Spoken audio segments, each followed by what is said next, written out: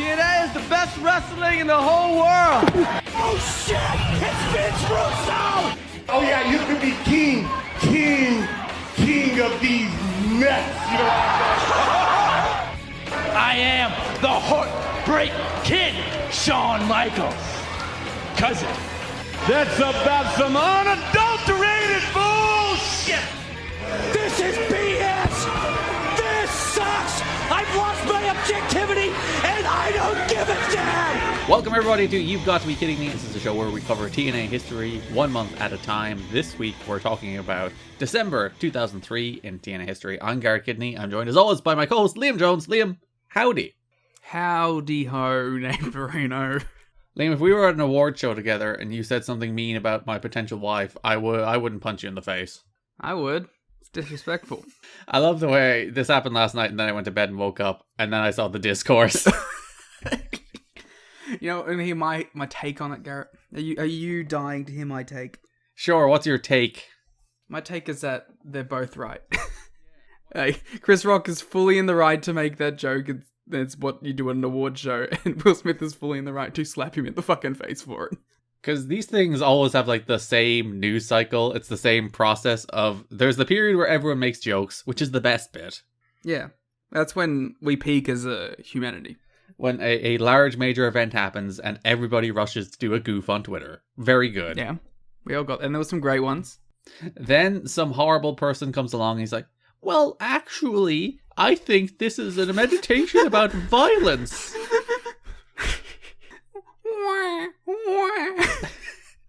And then you go the step further and the dumb US political brain people come in. And it's like, This is how Trump happened. Or it's like, this is the consequence of woke cancel culture. And you're like, you people who could only process things through the lens of American political ideology should be banned from Twitter so that we never have to see you again.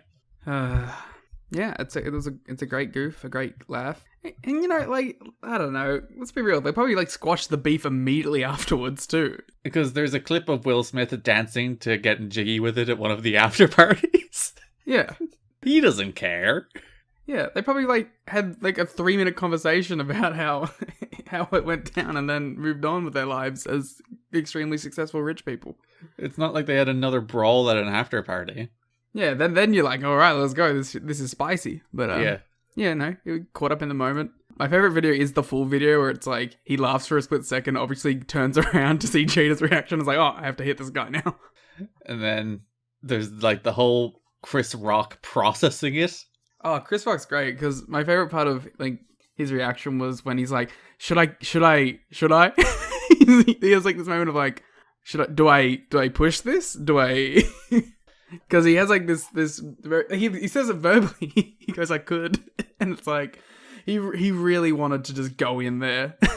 I think there's a bit of that thinks the way Will Smith punched him was a bit.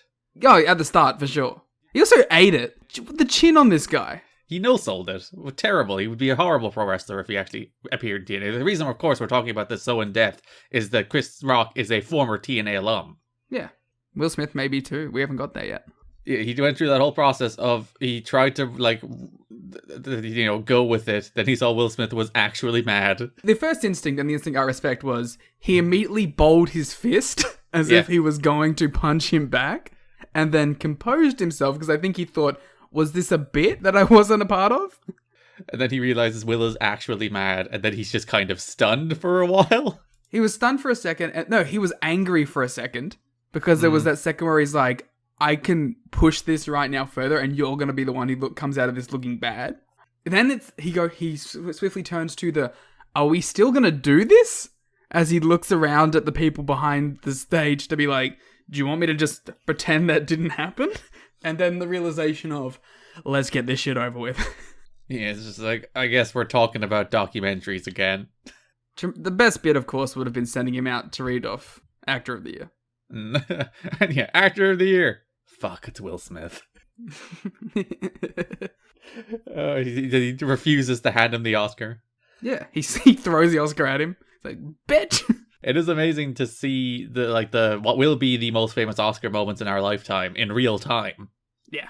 You know, in 20 years, people are going to be like, remember when Will Smith punched Chris Rock at the Oscars? Yeah. He gave him the Inoki slap. Oh, the way he had his little hand up as well. That man is a man of the stage. He knows how to make a slap look good. Performer. Yeah. I never want to hear wrestlers give out about no-selling anymore, because Chris Rock just got punched live on television and no-sold it. So that means a wrestler can no-sell whatever they want. We can stop saying punched. My man didn't get punched. It's more dramatic if you say punched, though, Liam. Yeah, but if he got punched, he probably would have gone down. Although with that chin, who knows? He didn't even touch his face. Chris Rock didn't reach for his face to go ow, my face fucking hurts. He just kept composure the whole time. Maybe Will is too used to throwing staged punches. Maybe. There is the good photo of the little ripple, which is always fun when you watch someone get hit. Because that's the MMA thing. MMA people and boxers, traditionally, when they transition to pro wrestling, have absolutely horrible worked punches. Yeah, because they don't want to actually kill the person. So maybe it's the other way around, whereas if you were used to doing staged punches...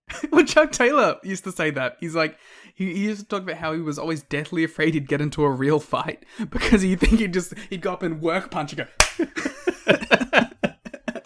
So anything else going on? Since you've been asleep? Since we last talked to our listeners 2 weeks ago, I suppose. Oh, God. No. I finished Elden Ring, so I'm free. There you go. I haven't started it yet, but I do have the burning urge to play it. It only took me 85 hours. It's a lot of commitment. You, as a content fiend, will love the amount of content in that game. I do love content, but I don't like a non-linear experience. So it's a real. I'm being torn in two directions. It's also hard. I don't mind hard games.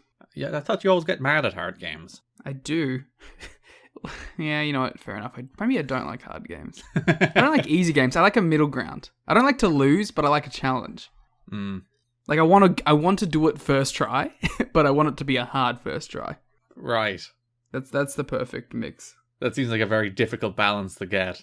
Well, that's why game developers have to work 25-hour days. Just so they can satisfy your weird urge for it to be hard for you not to lose. Yeah, that's the perfect balance. So nothing else? Not really. We did Rain Takers episode 2. Oh yeah, I suppose we should talk about the Patreons. Yeah, we should do this at the start. This was when most people listen. Hey guys, go follow the podcast account. We're almost at 1,000. Well, we're not. We're almost at 900. Yeah, it's only 10% of the total that we have left. I guess. Yeah, we're at 90%. I'd count that as almost. I guess we are closer to 1,000 than we are not closer to 1,000. Closer to 1,000 than we are 700. So you can go follow us at TNA History Pod. But yes, at Patreon, you can go listen to our New Japan retrospective show on Patreon, which is on the $5 tier. And we're almost to 1,000 patrons. Yes, if we were, we'd all be able to quit our jobs and do this full time. Please. Everyone who follows us on Twitter should go pay us the highest tier possible. God, then we'd be swimming in it, wouldn't we? But yeah, Brain Takers, right in your Patreon feeds right now. Also, the Ring Cat King series is there, and we'll be doing a bunch of end-of-year retrospective content on Patreon in the coming weeks. We're covering December 2003 in TNA, so we will be doing our end-of-year draft for 2003 TNA, where we take the TNA roster from the year that is 2003, put together our own rosters, and then put together a show, and then you can vote on whose is best. Mine was best last time. Suck it, Liam. Which means I get the first draft pick. You know what? Sure, you can have it. Yeah, I need it. And we'll also be doing our end of year awards show for 2003 on Patreon as well, giving out some awards for the best and maybe the worst of 2003 TNA. So there's lots of exciting Patreon stuff. As always, I'd recommend that you wait until the turn of the month to subscribe. Wait until Friday so that you don't get charged twice. If you subscribe between now and Friday, you'll get charged between now and Friday and charged again on Friday. So subscribe on Friday.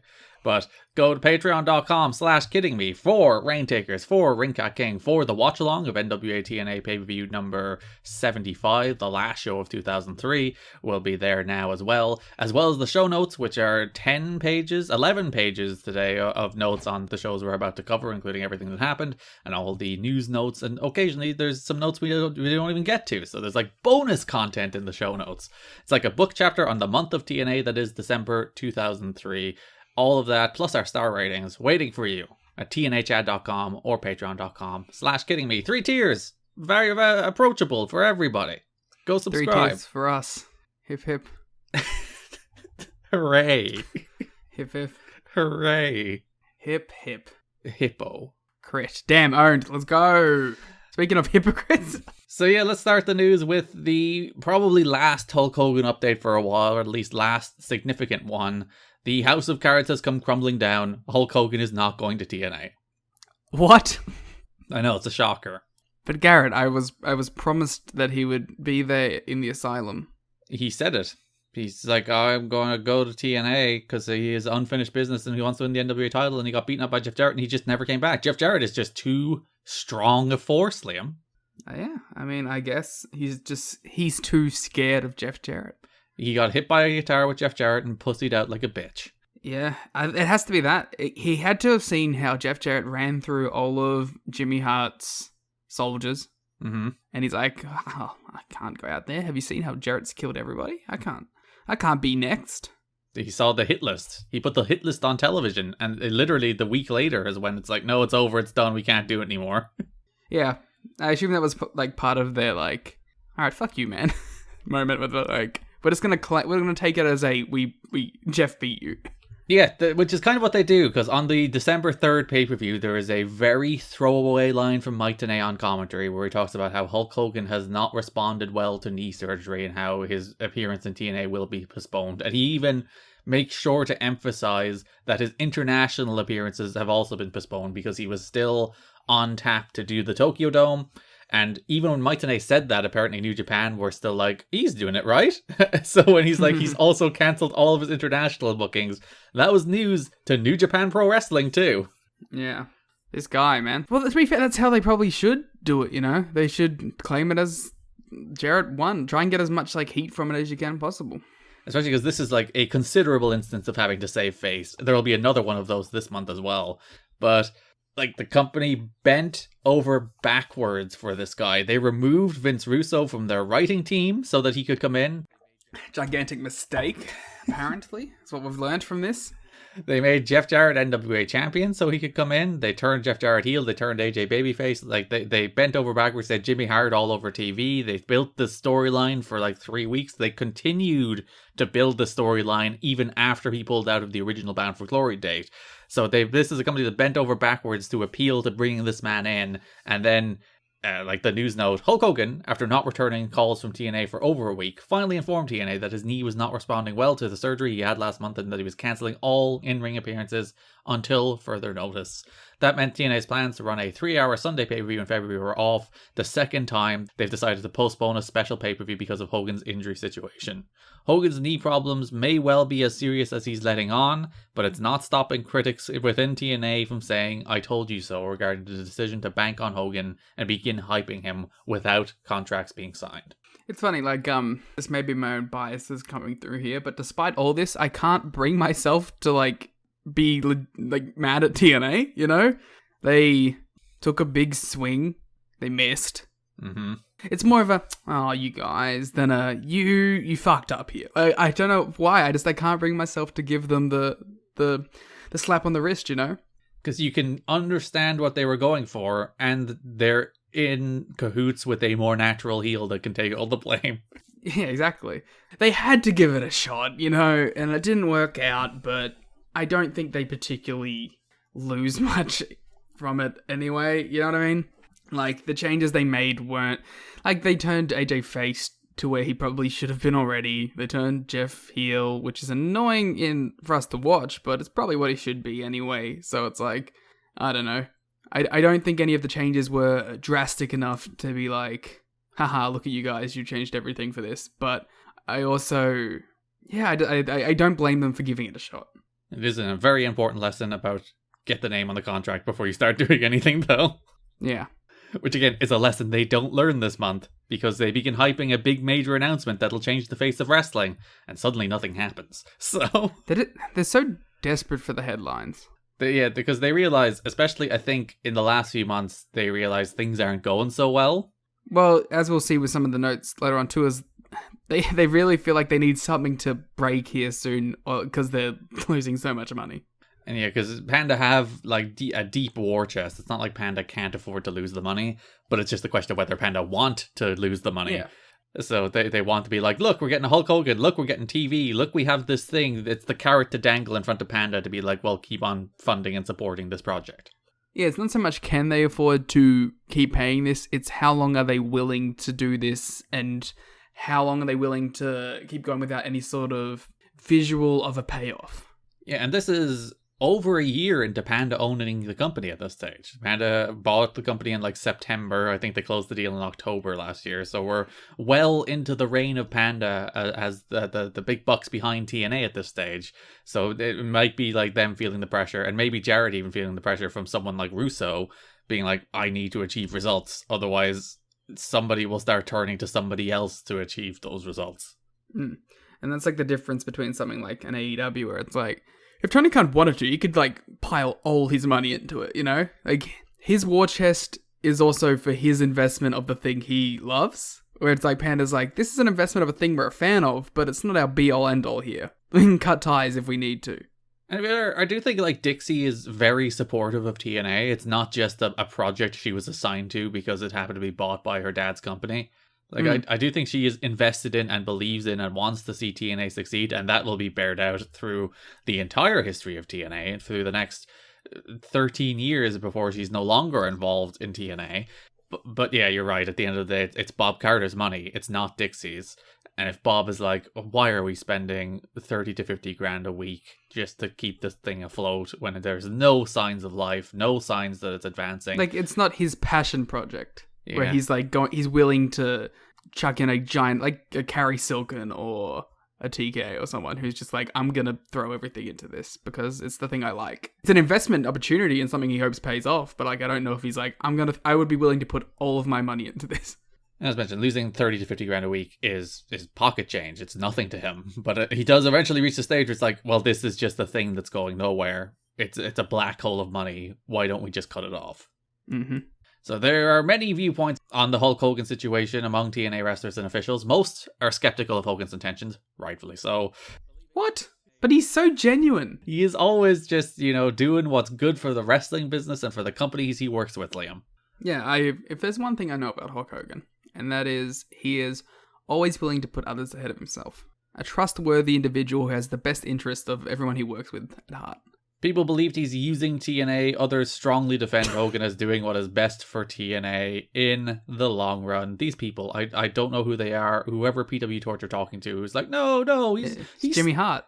It probably is Jimmy Hart. Like, there's a note that they're still like pursuing the venue. We'll talk about that in a second.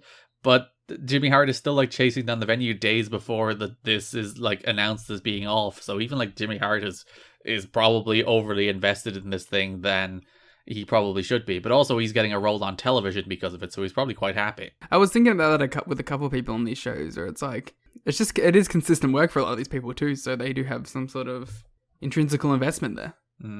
Hogan saying his knee is not responding well to surgery is being seen by many as a lame excuse to delay his commitment to wrestle for TNA. This has become a fiasco for TNA, and watching them try to save face is going to be embarrassing, says one TNA wrestler skeptical of how the situation with Hogan is playing out. Hogan doesn't want to work a pay-per-view that's going to bomb, says one insider. Until TNA has a national TV clearance or there is some indication it will do well, he will keep delaying his match against Jarrett. Oh no, at me. It's upsetting, but like, I don't know, it feels like there was pivots that they could have made at a certain point. Which pivots? Well, the big one that we were talking about on the last episode was, it felt like they could have gone to Sting at some point. You can't run as gigantic of a building, but you could have done the show still. It's just funny, it's kind of what they did. Like, they did bring Sting back, they did move Sting into a program with Jarrett. He had 2 matches with Jarrett, one last month, one that we'll talk about this month. But neither were like big, built-up, huge pay-per-view matches. They were all like, Sting's going to be here next week to wrestle Jarrett. Yeah, it's a weird choice. It feels like if you wanted to try and garner some more goodwill for it, you could have still ran a big show with Sting Jarrett as the headliner. Because the reason we also move into promoting Ultimate X2 here is because Ultimate X2 was also meant to take place on that show, so they were meant to build to that. So like they still do many of the things they were still planning to build to. Even Triple X against AMW was a match that was tentatively planned for that show, and they do bring back Triple X and start building to the reformation of Triple X as well. What an admission of like a failure of a push that is, by the way. Yeah, it's like these guys didn't get over by themselves, probably due to no fault of their own, frankly, but let's put them back together as Triple X because that's when people liked them. And like so blatantly as well. So we'll talk about that when we get into the shows. Another situation that concerns Hogan is the location of the proposed TNA 3-hour pay-per-view. He won't work at the Asylum because it would appear to be too big a step down for him and make him appear to be washed up, which, you know, debatable. Jimmy Hart had negotiated to run the pay-per-view at Fort Campbell, Kentucky at an airplane hangar where bleachers and lighting would be brought in specifically for the event. Lightning? Yeah. They're bringing in lightning for it. They will wait to hold the night on the instance of a thunderstorm. And then when lightning strikes, they'll put some of those spires that you can have lightning strike that attract lightning. And that's where they'll hold the pay-per-view. If you can get that visual, I'm sure that would rock. I imagine it would be a little dangerous, but it's probably worth it. Yeah, Hogan does the pose, lightning goes off in the background, Sting comes out. That's good stuff. That way the crowd could be small, but it wouldn't work against Hogan because the photo op of working in front of the US soldiers at a military base would be tremendous for him. After believing the deal was nearly done, TNA officials were told in recent days that Fort Campbell apparently needs the hangar to be reserved for military purposes through February. Is there any sort of like big military event happening at the same time? No, there's no like major military happenings in the month of December 2003. It's not like Saddam Hussein was just captured, a thing that weirdly like factors into TNA television. Both because it's the payoff of Jim Duggan's promo. Yes. And there are people in the crowd with signs about Saddam being captured. Yeah, and we go full like military salute the troops on one of these episodes as well. Yeah, on the last show of the month, Don West and Mike Tenay introduced soldiers from the 101st Airborne in Fort Campbell, Kentucky, the same Air Force base they were hoping to run. Saddam Hussein was just captured a few days before on December 13th. By that team, actually. And then they came straight to the asylum to watch a show. That was their reward. It's like, thank you for taking down Saddam Hussein. Now let us chant USA in front of you at a TNA wrestling event. All right, guys, thanks. You've done it. You've done a tremendous service to the country. Here's some tickets to Sting versus Jarrett. We picked him up at the gas station. Hey, has this big gathering cage match main event? You should be excited. Yeah. John West led a USA chant and then turned to them and it was like, thanks for getting Saddam. Yeah, I told you, it was those guys. It was surely. But that building being pulled created another reason for TNA to delay the pay-per-view since TNA officials realized there is no way to fill a decent-sized arena in any market at this point. Which is weird. Like, Hulk Hogan is a huge name and a major attraction. I think Hulk Hogan sells 2,000 tickets or 3,000 tickets. You know, enough to look good, you know? Enough to, still be outdrawn by Stardom in 2022, but, pretty good, little crowd as well. Hulk Hogan could probably earn himself the role of second or third biggest company in Japan. Yeah. Hulk Hogan would be the second biggest company in Japan. Yeah. I love the second company in Japan thing. It's so funny to me. Everyone arguing over who's runner-up. Yeah. And I like how that people... this is not the podcast for this, but there's definitely an interesting amount of, my team, like from Noah, DDT, Stardom, and Dragon Gate. Like all four of them have the I'm the winning team, guys. I've never felt that passionately about a company to be like, this is mine. I must ride or die with them. See, I've always felt that way about TNA, but also I'm always like, well, the shit things about TNA are shit, and for a very good reason, Yeah. Exactly, whenever I've had, a company that I've been really into, whether it be New Japan or AEW, I've always been able to acknowledge the things that I don't think are great about it, too. But I guess, when it's such, not a subjective, there's, actual factual evidence to support their claims, but when it's so close, I guess that's when, a bit of your protectiveness can come out. Yeah, because you take an attack on the thing you like as an attack on you a little bit, and you have to defend it. Yeah, I think everyone's been in that position before. Never. I exist in a sole position of objectivity. We're doing a podcast, which is basically you doing that. Hey, never mind. I'm just simply correcting the record and telling people what things they should be mad about and they are allowed to be mad about, and then the others which are not. Within a very specific set of parameters. Jarrett flew to Tampa for a meeting with Hogan. Face to face, Hogan told Jarrett he wouldn't be able to make the February date, but that he was still with them. When asked about WrestleMania 20, Hogan portrayed it as he and Vince McMahon had a different vision of the business, and both agreed they couldn't work together, describing his relationship with McMahon to a married couple who had been divorced 3 times. Which is basically, Vince said no, and Hogan's like, oh, brother, we had different visions of the business. I don't think they were debating stylistic choices about how pro wrestling should be displayed, or marketed. It wasn't Tanahashi and Omega at Wrestle Kingdom. I believe the stylistic choice here was, can I get booked? No. Yeah, but honestly, the divorced couple is a pretty apt description of the two. Because they know they need each other, but there's times where they don't want each other. But then, it's a divorced couple, then, where one of them got remarried and became way more successful. Wait, which one got remarried? Oh, Vince is in a way better position than Hulk Hogan is in 2022.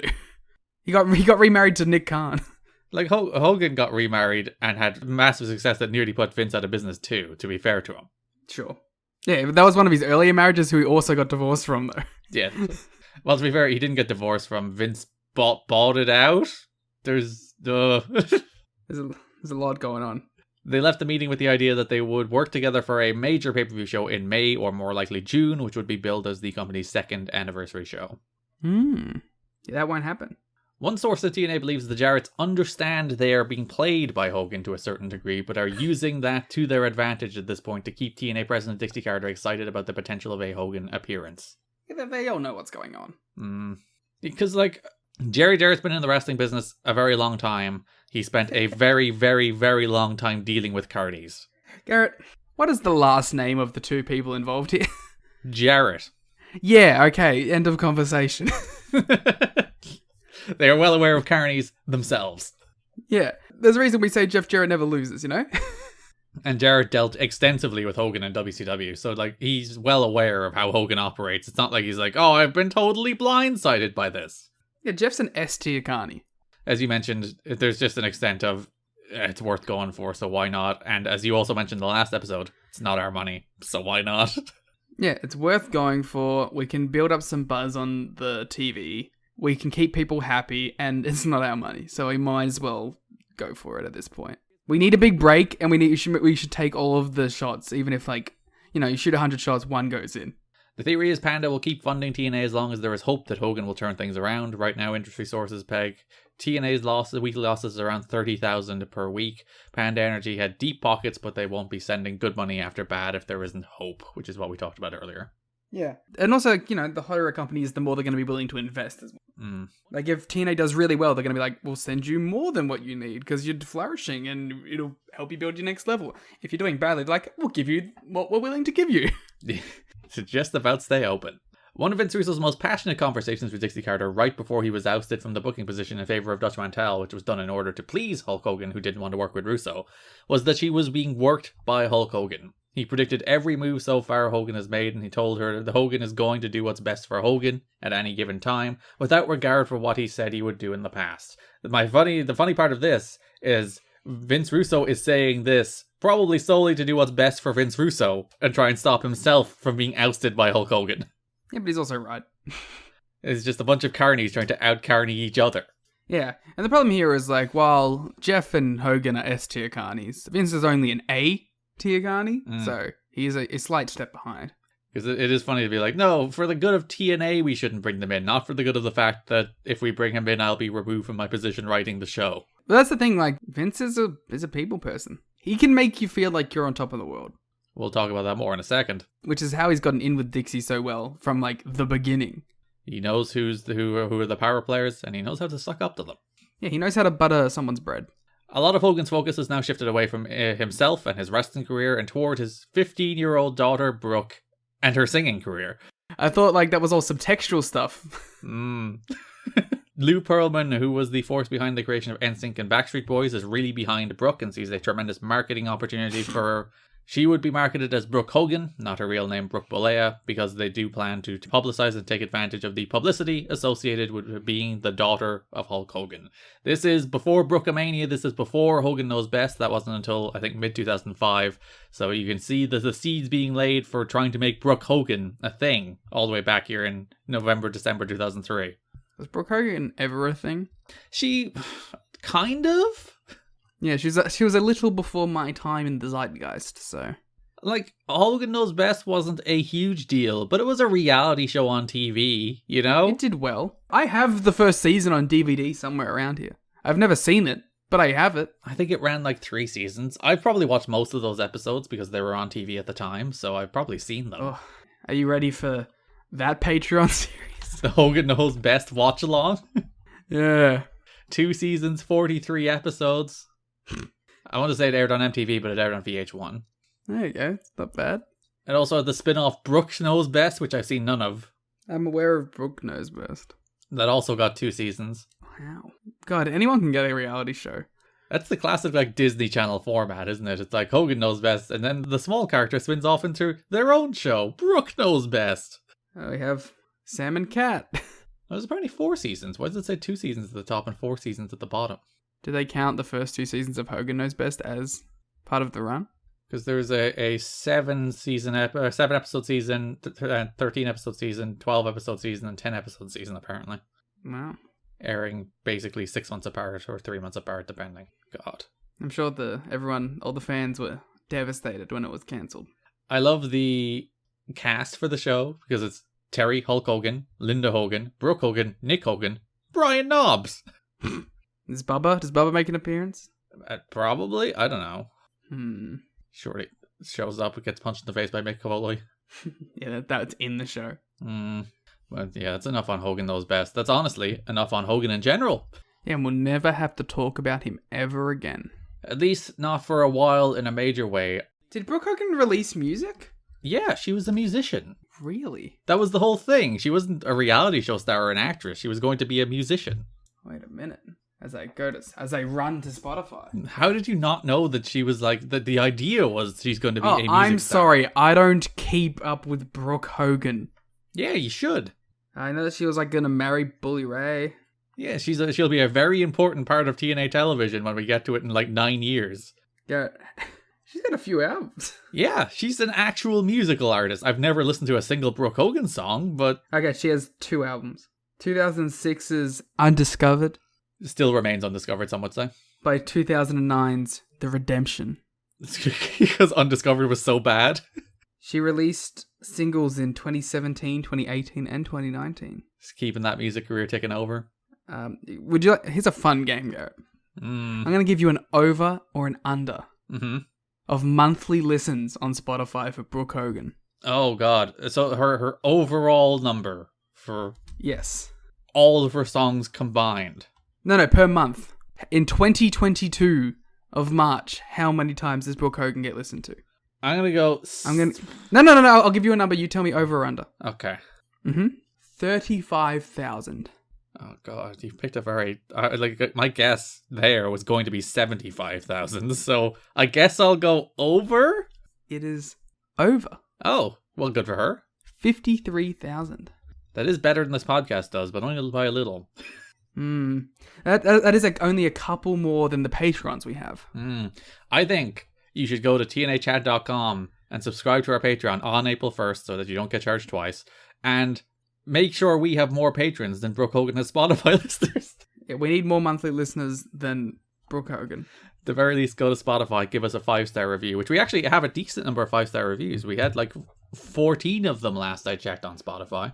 Wow, I have never seen any of our reviews. It just gives us a star rating, so we're doing well. People love us. Can I review? Yes, you should. Oh, I'm going to do it right now. To put us over. I just rated it... Wait, we have a 4.8, Garrett. Yeah, we have 13 reviews and we have 4.8 rating, which is nearly all 5 stars. If you're that person who didn't rate 5 stars, you're a real son of a bitch. Listen, 4 stars is a good rating. Yeah, I need to know why. It would be 5 in the Tokyo Dome. It was because of that bit you did about not liking the War Games match. It got dragged down to 4. Damn. We have now hit 4.9. Oh, well done. Thank you. Watch it go down to like 4.5 after everyone goes and does it now. How dare you tell us to go review on Spotify to beat Brooke Hogan? Oh, you want me to review? I'll review. So yes, that is all of the Hulk Hogan drama, the entire Hulk Hogan saga. I'll put all the clips together and put them on YouTube as like the full Hulk Hogan saga. But yeah, Hulk Hogan's not coming to TNA. Yet. Yet, indeed. That ominous yet. Go listen to Monday War Games. Yeah, that's on Patreon. You can already, we covered the entire first few months of the Monday Night Wars, head to head with Raw and TNA. So that's there. TNAchat.com. The only time I will ever consent to reviewing WWE. Yet. Oh no. TNA officials are working on getting clearance on WGN, an early Saturday morning time slot that would cost them $50,000 a week. That would require an increase in weekly buys for their $10 pay-per-views of $6,000 each week to justify the expense, since TNA sees only about $5 per order. For promotion drawing between 8,000 and 20,000 buys per week over the last year, that's a huge expectation. The early Saturday morning time slot is aimed at kids, not exactly the demographic TNA is chasing at this point with their product content. So, TNA are trying to get TV. This is a thing we'll talk about more and more into 2004. And for the rest of its run. That's true. Jeff Jarrett comes out on TV on the first show of this month promising a game-changing announcement, Liam. An industry-changing announcement that will change the face of TNA forever. Change the face of not only TNA, in fact, he says. Change the face of the entire wrestling business. And it was this Saturday morning paid TV deal with the WGN. TNA getting TV is legitimately an industry-changing event. Mm-hmm. I don't know if this deal is that deal. Paying for Saturday morning clearance. Yeah. But again, it's not their money. If they can get Panda to flip the bill on this, why not? Like, getting TV is what you need. So if the WGN deal is finalized, and internally it has been talked about as if it's just about a done deal, TNA would be looking at producing an upgraded version of Explosion for WGN. It would be similar to the current format, but they would add a main event caliber match each week. There are also plans to shake up the talent situation with the idea that once they get on WGN, they will be starting from scratch with a new audience. There was talk of creating a strong babyface as the focal point of the promotion, with Hogan not being involved. Wow, what a unique idea. To take a guy and try and make him a star for your company? I feel like companies are much stronger when you don't know who is a babyface or a heel the entire time. The three choices seem to be Raven, Chris Harris, and AJ Styles. These are all fine suggestions. Especially given Raven was the top babyface in this company, getting like legitimate top babyface reactions, and he kept on beating him until he didn't. Yeah, like legitimately all these are three. Here's a great idea, Garrett. Mm-hmm. Now, just listen to me on this one. Right. What if we push all three of them as babyface stars? That's pushing the boat out too far, honestly. I'm sorry. It could never work to have more than one focus of your company. Yeah, in fact, you should have none. Yeah, that, as we've learned, it's what led to some of the best months in company history so far. You should just have Jeff Jarrett come out every week and just be the entire show. It's just the Jeff Jarrett show, and everyone has to declare loyalty to him, and there's no babyfaces who can get one up on him, and it's just Jeff Jarrett, Jeff Jarrett, Jeff Jarrett. And the only babyface who can get one up on him is gone. Yeah. God damn it. If they were getting TV, I'm surprised they didn't make a bigger play for Sting. Especially given, like, this is Sting's final appearance. This is the last month Sting appears in TNA until ever January 2006. So not only like did they have Sting come in, they had him beat Jarrett to seemingly set up a title match that never happens until frickin' Hard Justice 06. I'm so ready for like actual pay-per-views, by the way. It's a little off topic, but you hit me with the Hard Justice. Justice just then was apparently too much of a tongue twister for me. You hit me with the Hard Justice line just then, and it's really reminded me of how much I love the TNA pay-per-view names. Yeah, we're not that far away from them. We're 10 months, but it feels like everything that you've been promising me about TNA is like, it's just 10 months away. Just 10 months. Well, we'll have 2004, which is... 2004 is a bit of a wacky year, because it is like, they're just swinging. I don't mind wacky. I will always take wacky over boring. Because most of 2004, they don't really know what they are anymore. They have no idea what they're trying to be or supposed to be, so they're just kind of swinging. Yeah, I feel like that's... Not knowing what they are is a lot of the TNA run. Or at the very least, having two conflicting visions of what they should be. Yeah. Or trying to be something else. Or being ashamed of the thing that you are. which is like, why are so many like Major League Wrestling companies like ashamed to be what they are? It's so, I was literally thinking about this the other day, that there is, I think, no industry that has a greater shame of the genre of entertainment that they put out than pro wrestling does. That you see all these companies try to run away from being pro wrestling instead of embracing being pro wrestling because it's a really cool genre of entertainment. When, like, you know, I hate to be the AEW fan podcast. Oh, the real home of professional wrestling, is it, Liam? Yeah. I've just, you know, that's what's so pleasant about it. It's like, hey, we like the thing we are. Yeah, and every good period of TNA, it's just like, we're not trying to do Attitude Era shite, we're not trying to be sports entertainment, we're not trying to chase WWE. We're not trying to be WWE as it's happening. Yeah, we're just being a wrestling show. And then they're good. Yeah. Jerry Tweet, age 36, known as The Wall in WCW and Malice in NWA-TNA, died in Japan this past weekend. He died on December 6th. He wrestled under the name Gigantes on Friday night for All Japan, then was found dead in his hotel room Saturday afternoon just before he was scheduled to return to the US. La Parca and Nosawa had lunch with him earlier in the day. La Parca went to his hotel room to say goodbye to him before he left Japan for Mexico and found him dead. His body was taken to a local hospital where he was officially pronounced dead. He was 36. The preliminary cause of death ruling is acute cardiac arrest. His body is being transported from Japan to the United States. In his final match, he teamed with Bull Buchanan and Justin Credible against Tomoaki Hanma and Kazushi Miyamoto and Nobutaka Araya. Aria? Yeah. So yeah, the Wall passed away. Malice passed away. Yeah, it's a sad one. Someone that was such a real highlight of the first year of NWA-TNA. Yeah, and one of the more pushed acts. He main evented the first show. Him against Ken Shamrock was the end of that gauntlet match, where Ken Shamrock beat Malice to become the first NWA champion of the TNA era. So he was a really like important, integral part of early TNA. The Wall is one of the funnier memes in the history of pro wrestling. The Hulk Hogan, "That's the Wall, brother," pointing at the wall in a building, freaking 2 miles across the road. A very good moment in wrestling history. So yeah, and he was a good wrestler. He was a good big man. Yeah, obviously his choke slam that blew up the building. Yes, that had the giant gunshot noise when he chokeslammed, I think it was Mark Briscoe. Yeah. Yeah, Malice has been such a fun run in this career, and obviously 36 is insanely young. Mm-hmm. Yeah, upsetting. There was a opening card dedicated to Malice on, I think it was the second show of the month, December 10th. It would have been, because that would have been when they found out he passed away. So that show was dedicated to Malice. Dutch Mantell told Slash that he needs to change his look because there were, quote, too many vampires in TNA. First of all, fuck you. There is never too many vampires. You're a big fan of vampires? Yeah, vampires rule. Team Vampires when you watched Twilight? I watched Twilight last year. I've never actually seen the Twilight movies. I never even watched them out of intrigue. They're bad. Well, a good bad or bad bad? Mostly bad Aw. with a couple of good bad moments. I like the third one, which is bad that like has the most good bad vibes. They do.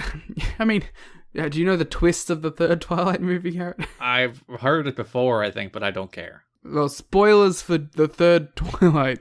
Well, the third Twilight part 2? I don't know. Mm-hmm. There's 4 Twilights? The thing where they do this gigantic, bloody, gory battle and it kind of rules, and then they go, ha, it was all in their head the whole time.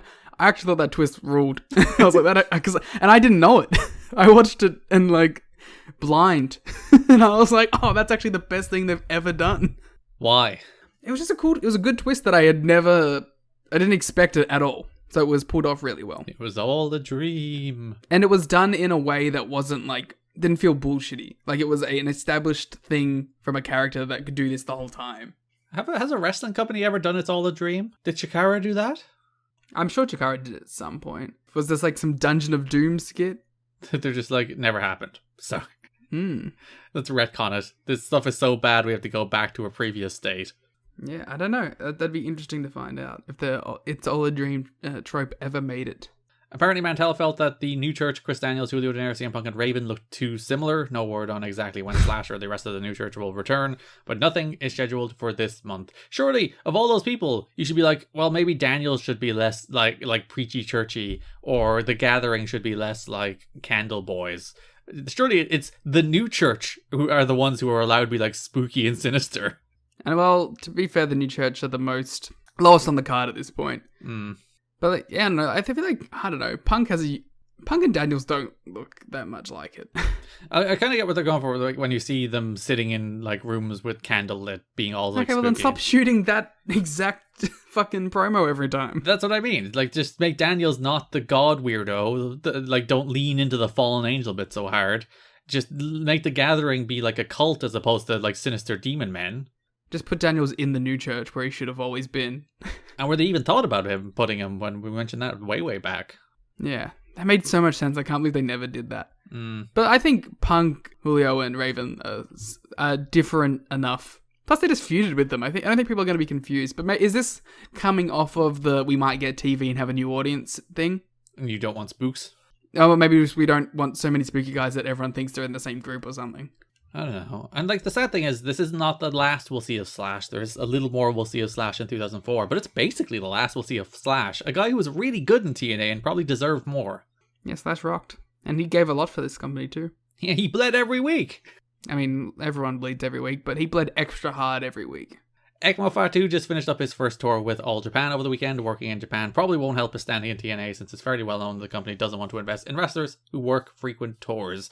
ECMO was not seen this month. I don't think he's seen again until a random Alex Shelley match in I think August 2004. The Liam offer match. Yes, ECMO Umaga against Alex Shelley.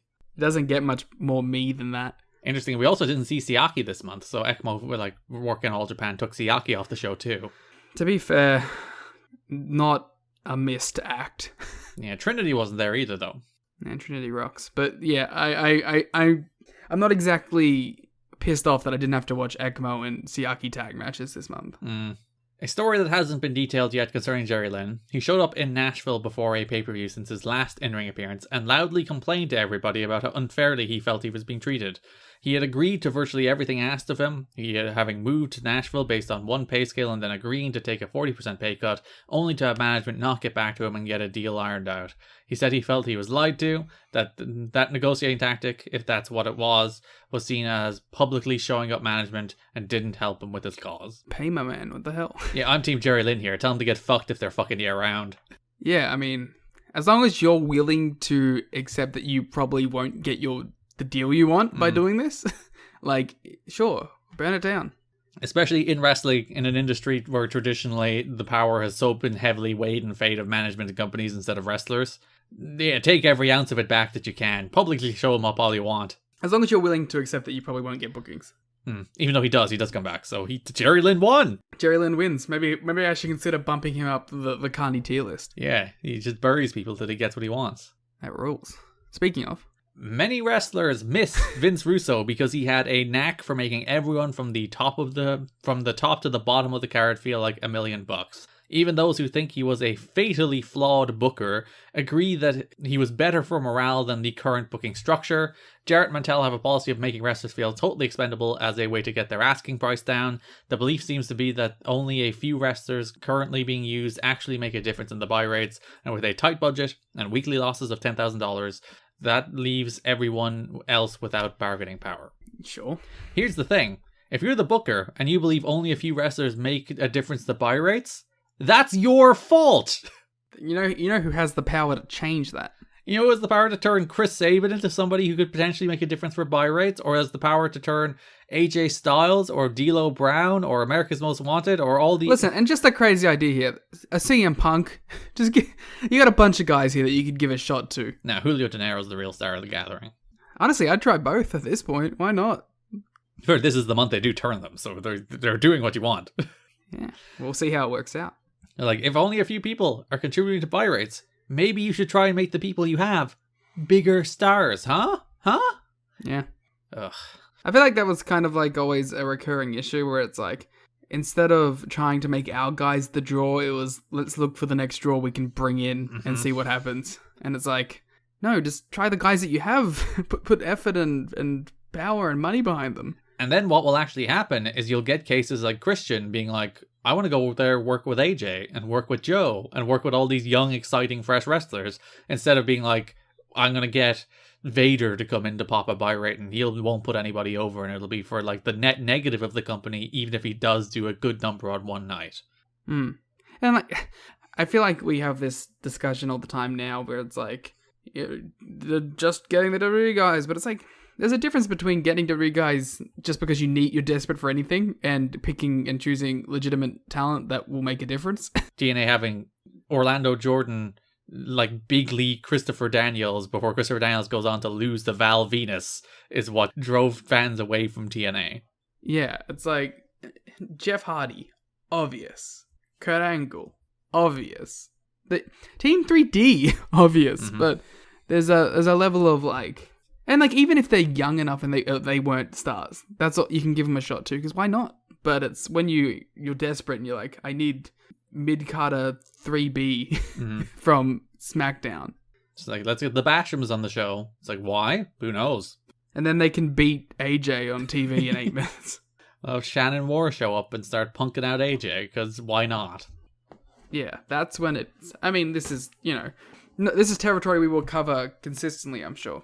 One story making the rounds is that Vince Russo has told Panda officials that he will not return to the creative process as long as Jeff Jarrett is involved. Russo has been telling people that Jarrett never bothered to call him when he made the decision to remove him from the creative team to pave the way for Hulk Hogan coming in. Russo claims that he was given the news by Jerry Jarrett and that Jeff never returned his calls when he attempted to talk to him about the situation.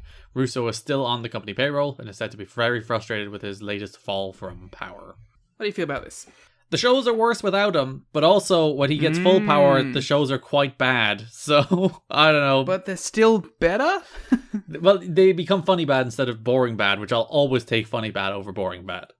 Boring is like the worst thing entertainment can be. I will take bad over boring. Yeah, because like the Russo shows are at least silly, and you can laugh at them, as opposed to some of the shows. Not really this month. I think this month is fine. It was the 2 months before that were particularly like lifeless. There is some stuff this month that like is pretty good, and at least there's like exciting directions they're moving in, as opposed to November and October, which were, I think, there's just like dire months across the board where nothing was happening and nobody was over. I will agree that this is a better month than the last couple months. I'm still not high on the company at this point. Yeah, no one is.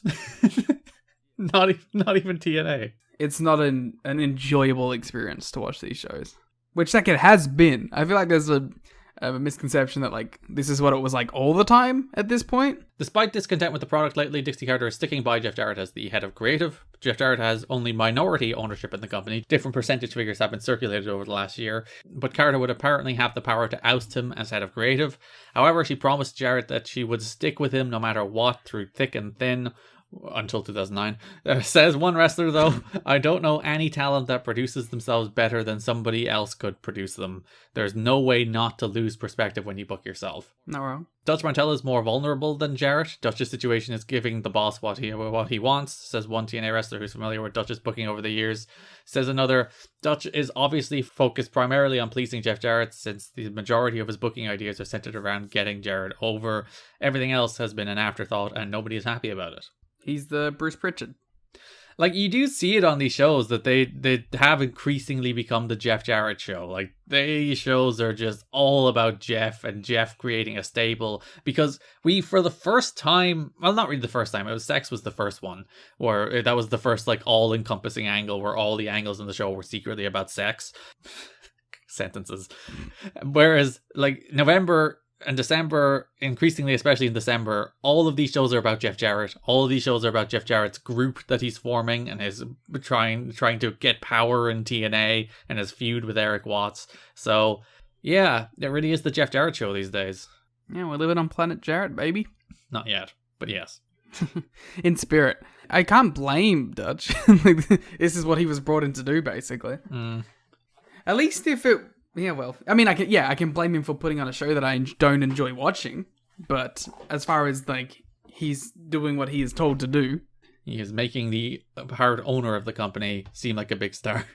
But he's not even doing that, though. Like, Jarrett doesn't seem like a big star. It's just that he's all over the show. He's annoying. And not the good kind of annoying. He's the, I want to skip your segments kind of annoying. Do you think that is more on Jarrett's ability to deliver in these segments than it is the actual segments themselves? Like, if it was a better performer being put in these situations, it would work? Like, I'm not a fan of all-encompassing angles, just as a general rule, angles that, like, just pervade every element of the show, because then you're all or nothing.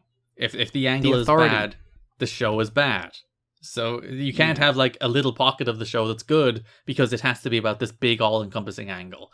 So I as a general rule, I don't like what they're doing at the moment. I don't like the periods of TNA history where it's just like, and now everything on the show is about Immortal. And it's Immortal all through the show, and you can't avoid Immortal. So even if there's someone or something you like on the show, that's also about Immortal, so it sucks. So I don't like that as a general concept. I think Jeff is a good performer. I think he's a good wrestler and he's a good heel. So now that he's being booked as the top heel where literally everything's about him and he's just unbearable, I think it's just overexposure and bad writing. I agree also because we've seen that he can work as well. Like, not like in the ring sense, in like being a top heel can work as well because we've had it before and it felt better. Yeah, because his first one was as a heel a year ago, and that was fine. And then even like the little babyface run he had as champion, I thought was okay. He was pretty good. Yeah. There was like rough patches with the disco stuff, but for the most part, I thought he was a good babyface champion. And now that he's just the overbearing, all over the show top heel, I'm already sick of him now, and I know we're getting this for another 3 years. So. An action figure company was backstage scanning the wrestlers for an upcoming line of dolls that will be released about 8 months from now. I wonder, was this the Marvel toys? Dolls. That's from PW Torch, using the word dolls. Liam's like, no, they're my action figures. They're not dolls. But the first sentence, you say an action figure company. Fucking dolls. Yeah, I have some. Yeah. I like those Marvel toys. I had some of them. There were some cool ones. The Ron Killings ones are great. Yeah, I had the AJ with the red gear. Yeah, there's some cool ones. The word backstage is that Rockstar Games, the makers of the popular Grand Theft Auto series of video games, is the leading candidate to produce the TNA games. Talent has been told that they will need to sign releases before the deal can be finalized. The word in some circles is that Rockstar Games has offered a huge budget for the game with several $1 million directed at advertising the game. There's a good chance that some of the advertising money will be spent on WGN, which may have helped TNA to secure a better deal with the network. Rockstar Games, Liam. So this isn't true at all, right? I don't like. In the build-up to Midway getting the deal to make the TNA game, there was like multiple reports that Rockstar and EA were also in talks with TNA. And I don't know how far that would have gotten. I don't know what a Rockstar wrestling game looks like. 6 years later, though? Well, the deal is signed in 2005, I think. The game isn't released till 2008. So, I can't believe this. Yeah. Let's see what Rockstar was making in 2003. They were making San Andreas. They were making Max Payne. Yeah, like Vice City came out in 2002, and San Andreas was 2004. So they were deep into making San Andreas at this stage. Vice City was 2003. 2003 and then 2005. Yeah, there you go. Yeah, they were in the middle of Vice City. Oh, sorry, late 2002 for Vice City. The PC port was 2003. No, see, don't you question me, because I knew it was a year between 3 and Vice City, and then 2 years between Vice City and San Andreas. They were getting ready for the big Max Payne 2 release. Yeah, like maybe they were like the original concept for Bully. I've never played Bully, but the original concept for Bully was that it was going to be set in a wrestling universe instead of a preppy high school. So they were like, maybe we'll get a wrestling license for it. So do you think like it was not going to be TNA the game, but it was going to be TNA in a game? Yeah, like not necessarily a wrestling game featuring TNA, but a game that featured TNA. I'm looking at what else came out in like... So like if they had a sign in 2003, it would have probably came out in like 2005, 06 if they were... So yeah, you're looking at like Bully... Rockstar Table Tennis. Midnight Club Los Angeles. But like, to be fair to Rockstar, that was an era where they did make more different and varied games. They weren't just the Grand Theft Auto and Red Dead studio. Yeah, I mean it was Bully, Manhunt, and Grand Theft Auto. Yeah, and Max Payne and Rockstar Table Tennis. That was 2003. I'm going from like release times. They made a table tennis game for Wii. Yeah. That's not a thing they do anymore. I'm looking at what they do right now. I mean, LA Noire. Yeah, like they made a bunch of different kind of games. I'm looking at it now. It's really great. Because people just think of them as the GTA and Red Dead people. And that, of course, that's what they are now. But they used to make much more varied and interesting games. So maybe they were like, let's do wrestling. You want to do wrestling? I can see that group being into it. Yeah. When are we getting LA Noire 2, Garrett? I don't know. When are we getting all those Rockstar games? I want LA Noire 2 badly. I want more. We've been dining on that doubt meme for decades now. Yeah, we're desperate. Well, Grand Theft Auto is the next thing, and then we'll probably be Red Dead 3, and then Grand Theft Auto, and then Red Dead, and then Grand Theft Auto, and then Red Dead. Oh, they only published LA Noire, they didn't develop it. Team Bondi was an Australian team. Bondi. I assume, were they a subsidiary or did they? No, I think they're independent. What is Team Bondi doing now? They have not made another game. Founded 2003, defunct in 2011. Well, clearly they just shipped LA Noire and were like, we're done. 35 employees. Controversies. Let's have a look at some controversies. In early June 2011, former Team Bondi staff launched LA Noire Credits, a website dedicated to displaying over 130 credits of LA Noire developers that had been listed incorrectly or were left out completely in the game and its manual. Nice. Most of these employees were people who left the studio or were laid off during the game's development. The same month, following initial statements made to the Sydney Morning Herald, Andrew McMillan published an article on IGN's Australian outfit titled, "Why Did LA Noire Take 7 Years to Make?" To which he quoted 11 anonymous former Team Bondi personnel on the studio's managerial style, the staff's turnover rates, and the working hours and conditions. Seems to be a constant theme with Rockstar. Not just Rockstar, video games. Isn't it nice how video games never change? And there's just constant stories of bad management styles, egos, and freaking horrible working hours. That's fun. That's nice. And also, rampant sexual abuse. It's a good industry. Yeah. Successes and Whore of the Orient? That's a statement right there. Whore of the Orient was said to be a spiritual successor to LA Noire? Okay. Sure.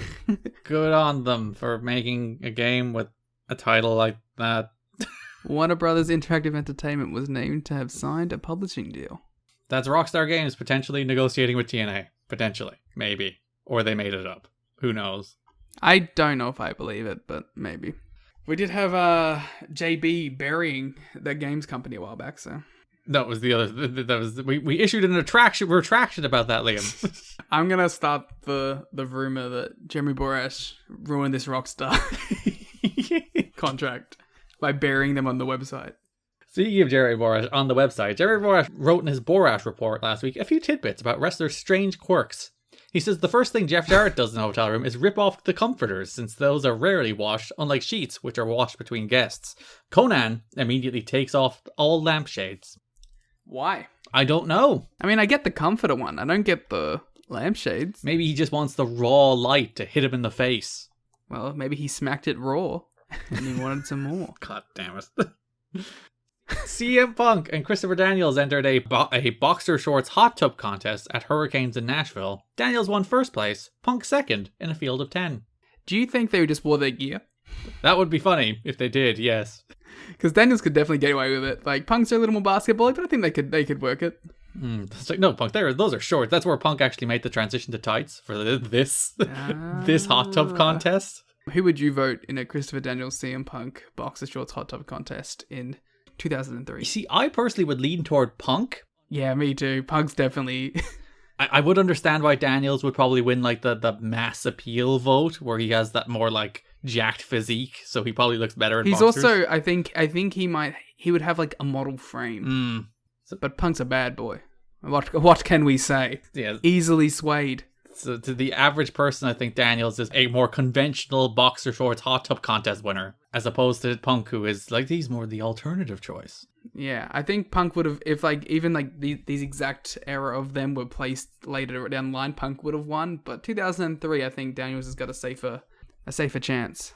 Here's a fun note. The company started a video-on-demand experiment on its website.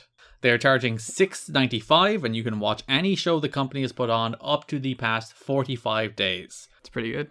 The most recent shows can't be put on due to contracts with In-Demand and or DirecTV. There's apparently a maximum of 6 hours that you get to watch the show to prevent people from sharing passwords, and there were 400 orders in the first 3 days or so. It's pretty good. Video on demand in 2003. The most influential company of all time, Garrett. Honestly, if there is anybody out there listening who used that video on demand service, I'd love to know what it was like. Because there's no like screenshots or anything. There's no like, obviously it's 2003, there's not a YouTube video of someone looking at the website. If you use this TNA on demand service on the TNA website to watch TNA pay-per-views or watch your favorite TNA shows, please let us know. Hit us up on the Discord, the Voice of Wrestling Discord. Hit us up on Twitter. Let us know what the experience of using a video-on-demand service for TNA in 2003 was like, because that is dramatically ahead of its time. But yeah, this kind of blows my mind that because it's mentioned on the show and like there's not further details. There was further details in the Wrestling Observer, and yeah, I'm really interested to see what that looked like and how the user interface was and like what the user experience was like. So yeah, if you're out there and you did order a TNA on demand pay-per-view back in 2003, not the 2009 website, 2010 website, which TNA did have a TNA on demand website, which it was more in the conventional window of people trying to launch in demand websites. Seriously, let us know. I'd like to know. I'm very intrigued. I wonder 2003 streaming was like functional? Oh, like you're watching the show in 240p. Like there is no hope you're watching this in any better quality than... Not getting the 720? No, not in 2003. Not on those internet connections, pal. I know them well because we had those internet connections up until about last week. Because like YouTube didn't move to 720p until like 2009 or something. Oof. So yeah, very, very interesting times. It's really funny to think that like, you know, now 4K can be like streamed to your phone on a mobile network. Whereas here back in the day, you could watch like a tiny letterboxed version of the show just shoved in a corner of a screen. To be honest, like you had to watch the really tiny versions because that's the only way it would look like good. If you blew it up to a full screen, it looked terrible. Yeah, I wonder if they let you download them, but probably not, given the whole thing that they put the window where you can watch them for 6 hours, which seems a little stingy, but sure. Yeah, what if you need to like go do something, pick someone up from somewhere? You have to dedicate your full time. Yeah, you better make sure that you can watch your TNA pay-per-view when you order it. At least they give you the chance to watch 3 of the shows from that month in that time period. So it's like you could bust out your first 3, but then they made sure that if you wanted to watch the entire month, you had to buy it a second time. No, it's per show, so it's $6.95, and then you get 6 hours to watch whatever show you buy.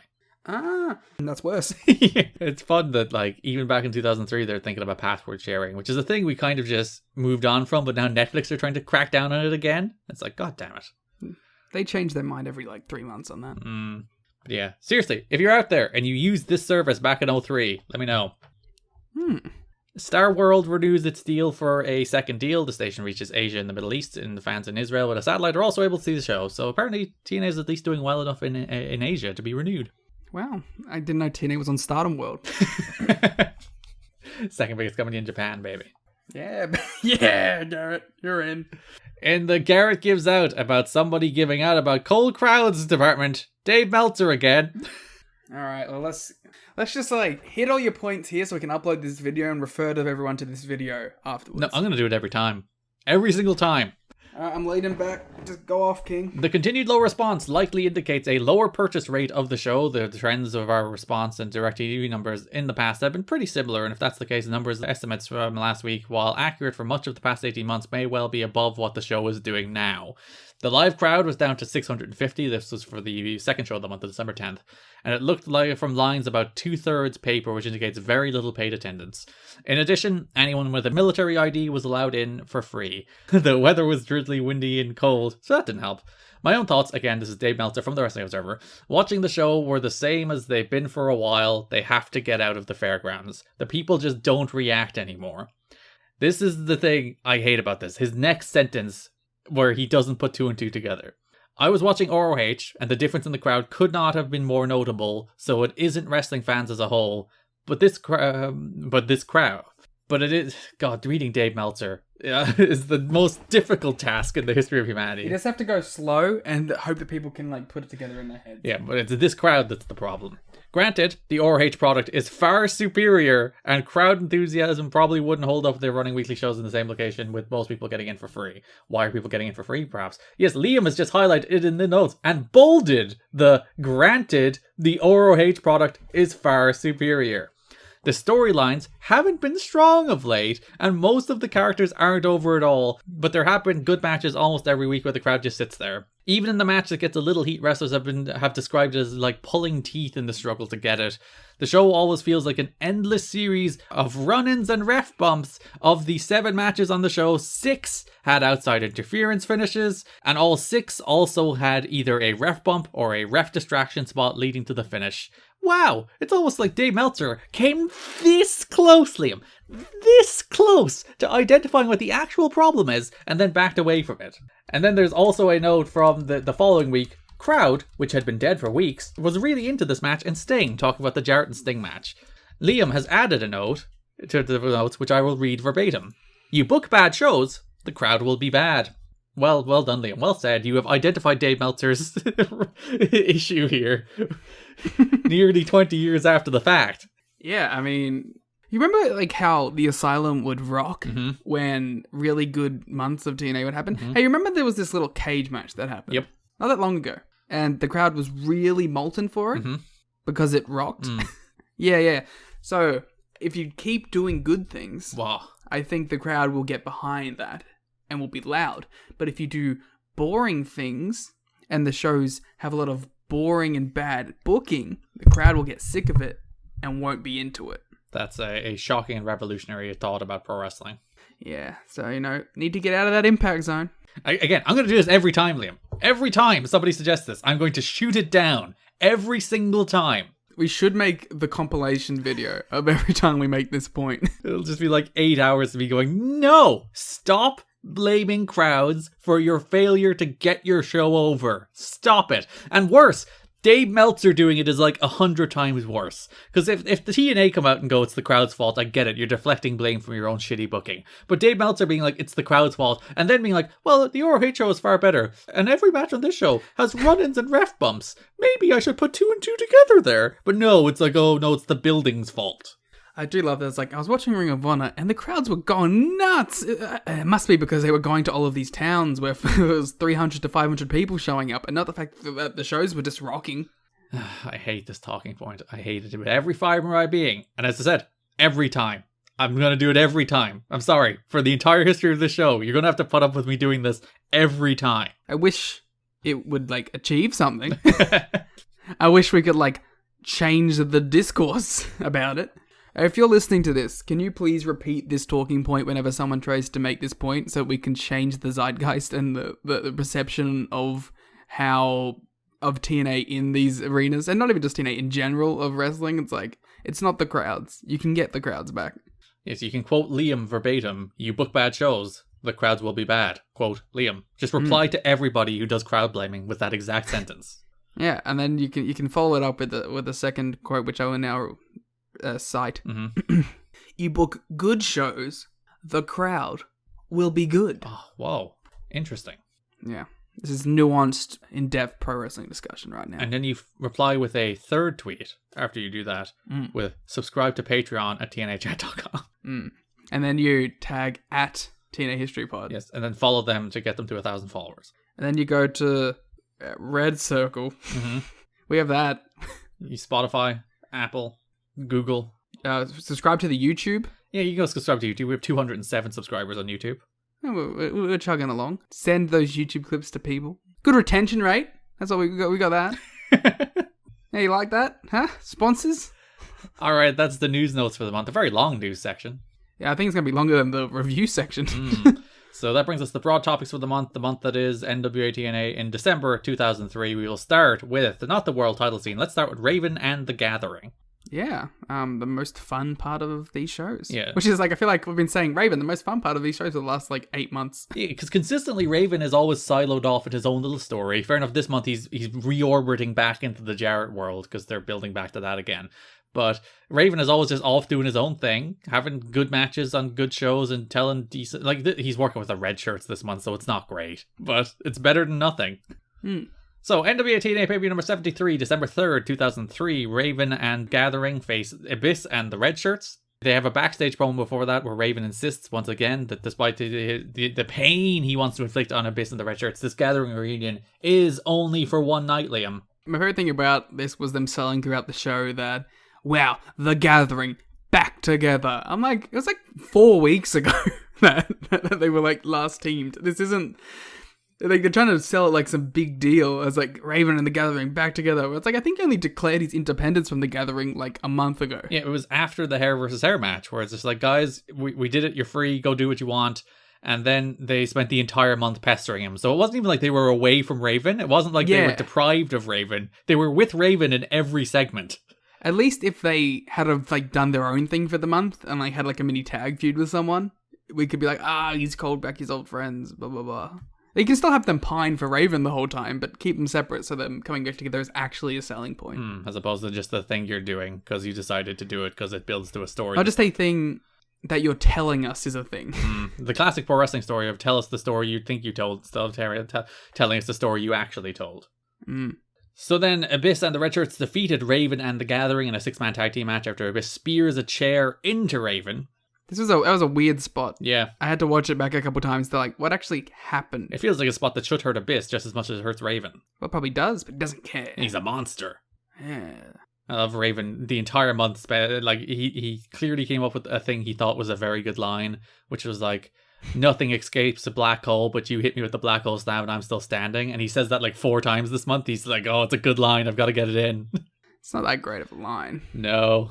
Abyss and the Red Shirts go back and forth with the Gathering a couple of times trying to take out Raven, but the Gathering eventually run them off. Sweet. It was a fun little match. There's a lot of weird little segments like that this month where it's like, it's not a clean Gathering attack and save, you know? It's more like Abyss tries to take out one, but then someone else comes in, but then they're taken out, but someone else comes in, and then it looks like they're going to beat them down, but they make their own comeback. And it's like, okay, I don't know. I don't mind the Red Shirts like, all right, we're just going to beat up people until we know what side you're on. It's a fun little thing. So based on Abyss pinning Raven in this match, that brings us to NWA-TNA pay-per-view number 74, December 10th, 2003, in which that match was Raven versus Abyss in a rivalry that we'll see blossom for a few years, including a world title match in 2005. But here is their first match right here. I'm more looking forward to these later matches. Kind of disappointed by this one, but I was also like, I know that we're going to get probably better ones at some point. Yeah, it had a DQ finish. And this is a reoccurring theme in this month and the previous month of TNA in particular, where it's like, what causes an actual DQ is very confusing. Because, like, there's a spot where somebody goes through a table, there's a bunch of interference already, then the Red Shirts get into the ring, which is like the 3rd or 4th instance of interference in this match. Raven hits them, with he fends them off. They don't even attack Raven, but Rudy calls for the DQ anyway. It's like, there's outside interference in this match. There's spears through tables, which the table exploded in a very satisfying fashion, by the way. Yeah, that was a good table bump. Just boom, table go pow. And like this match was built around Abyss doing bear hugs for some reason. He's a bear hug guy now. Yeah, I like the bear hug. He's just hugging Raven. Who doesn't want to give Raven just a nice hug? Who doesn't want to give Abyss a nice hug? Yeah, it's very strange. But yeah, this entire match was just a DQ for some reason. I don't know. It makes no sense. And this is a company-wide problem at the moment where it's like, I don't mind if you want to be the company that's like, we don't do rules that much. We don't do DQs. We just let people do brawls. I'm okay with that. It's like my theory about like spooky shit in wrestling. I don't mind it if it exists within the established canon of the company. Yeah. If you have a company where you acknowledge that spooky shit exists, I'm fine with it. If you have a company where you're like, DQs are lenient and it's been that way, I don't mind it. But when you decide to suddenly incorporate this element into that universe without having any sort of explanation, that's when I find it, that's when that disconnect comes out and becomes noticeable. Yeah, because when it's, they do a table bump, they do interference, and then suddenly it's a DQ because they get in the ring. And again, they don't even beat up Raven. Raven fights them off as Rudy calls for the DQ, which is again against like the general rule of wrestling, where it's like if the babyface fights off the interference, it's not a DQ, is the general rule. It's only when they attack somebody that's an actual DQ. But what's the rule in this company? There is none. You can put somebody through a table, but you can't fight somebody running in the ring? I don't know. It's weird. I feel like they should have just made the chair shot the DQ. Oh, God. Yeah. Gathering and the Red Shirts brawl for a while. And the end of this segment is Raven hits Abyss in the face with a steel chair. Not in the head. In the face. I hope the mask took most of it. It's just a vile looking chair shot. Do you think a mask can absorb a chair shot? I don't know. What's the mask made of? Is it some kind of like, what's the thing that Black Panther wears that absorbs the energy and then puts it out? I don't want to say adamantium, but is it adamantium? It's vibranium, isn't it? Vibranium. Adamantium is Wolverine. Yeah, so it's made of vibranium, so when you hit Abyss in the face, it actually builds up energy and allows them to hit people harder. That's canon. We're making up all the Abyss canon. We're going to be able to write one of those in-canon books like a bit like a Kane had. The true story of Abyss. Yeah. Earlier in this show, we did also get a Gathering versus Red Shirts match. Gathering won after De Niro rolled up Northcutt. It was a decent little match. I like seeing the Gathering actually work well as a team now. And like They've got some chemistry. the Red Shirts aren't good, but Northcutt did this real cool pump handle like overhead throw a couple times this month, and it was cool. The red shirts aren't good, but Northcutt has been a sentence I've said a million times. Yeah, because like he's not a good wrestler, but he does occasionally do cool power moves. So you're like, you know what? He's not awful. And I like his backstory of bouncing in the streets of New Orleans. Yes, he is a martial artist who fights off people in the streets of New Orleans who get too rowdy. That's the perfect pro wrestling character. Yeah, if he wasn't the security man, he would be much better off. Yeah. But he is like, he's perfect in the role of 6-man tags where he can just pop in and do one of his cool power moves and pop out, and he doesn't actually have to wrestle. Yeah, I don't mind the red shirts as wrestlers, to be honest. Because they've either done that, they've done plunder with people who are good at plunder, or they've squashed nerds. And even, I know you preferred the Ryan Wilson era over the Joey Legend era, but Legend is a nice little wrestler, even if he's not particularly interesting. I like this version of Legend more than, like, Rival to the Stars. Weird. So yeah, Raven hits Abyss in the face. Again, right in the face. Horrifying looking thing. Made just a sadistic noise. Right in the face with a steel chair. And then he made a challenge next week for a steel cage match. Ooh. Then Don Callis later accepted the challenge. There's a note about Don Callis. Wrestlers are mockingly referring to Don Callis as Butthead because of his resemblance to the character from Beavis and Butthead. That's rude. You know what though? I see it. A little bit. He is a man who has aged gracefully. Yeah, he doesn't look like Butthead anymore. So people can't call him Butthead in 2022. He looks nothing like Butthead now. He looks like a suave older gentleman now. He's like, I'll never be called Butthead again.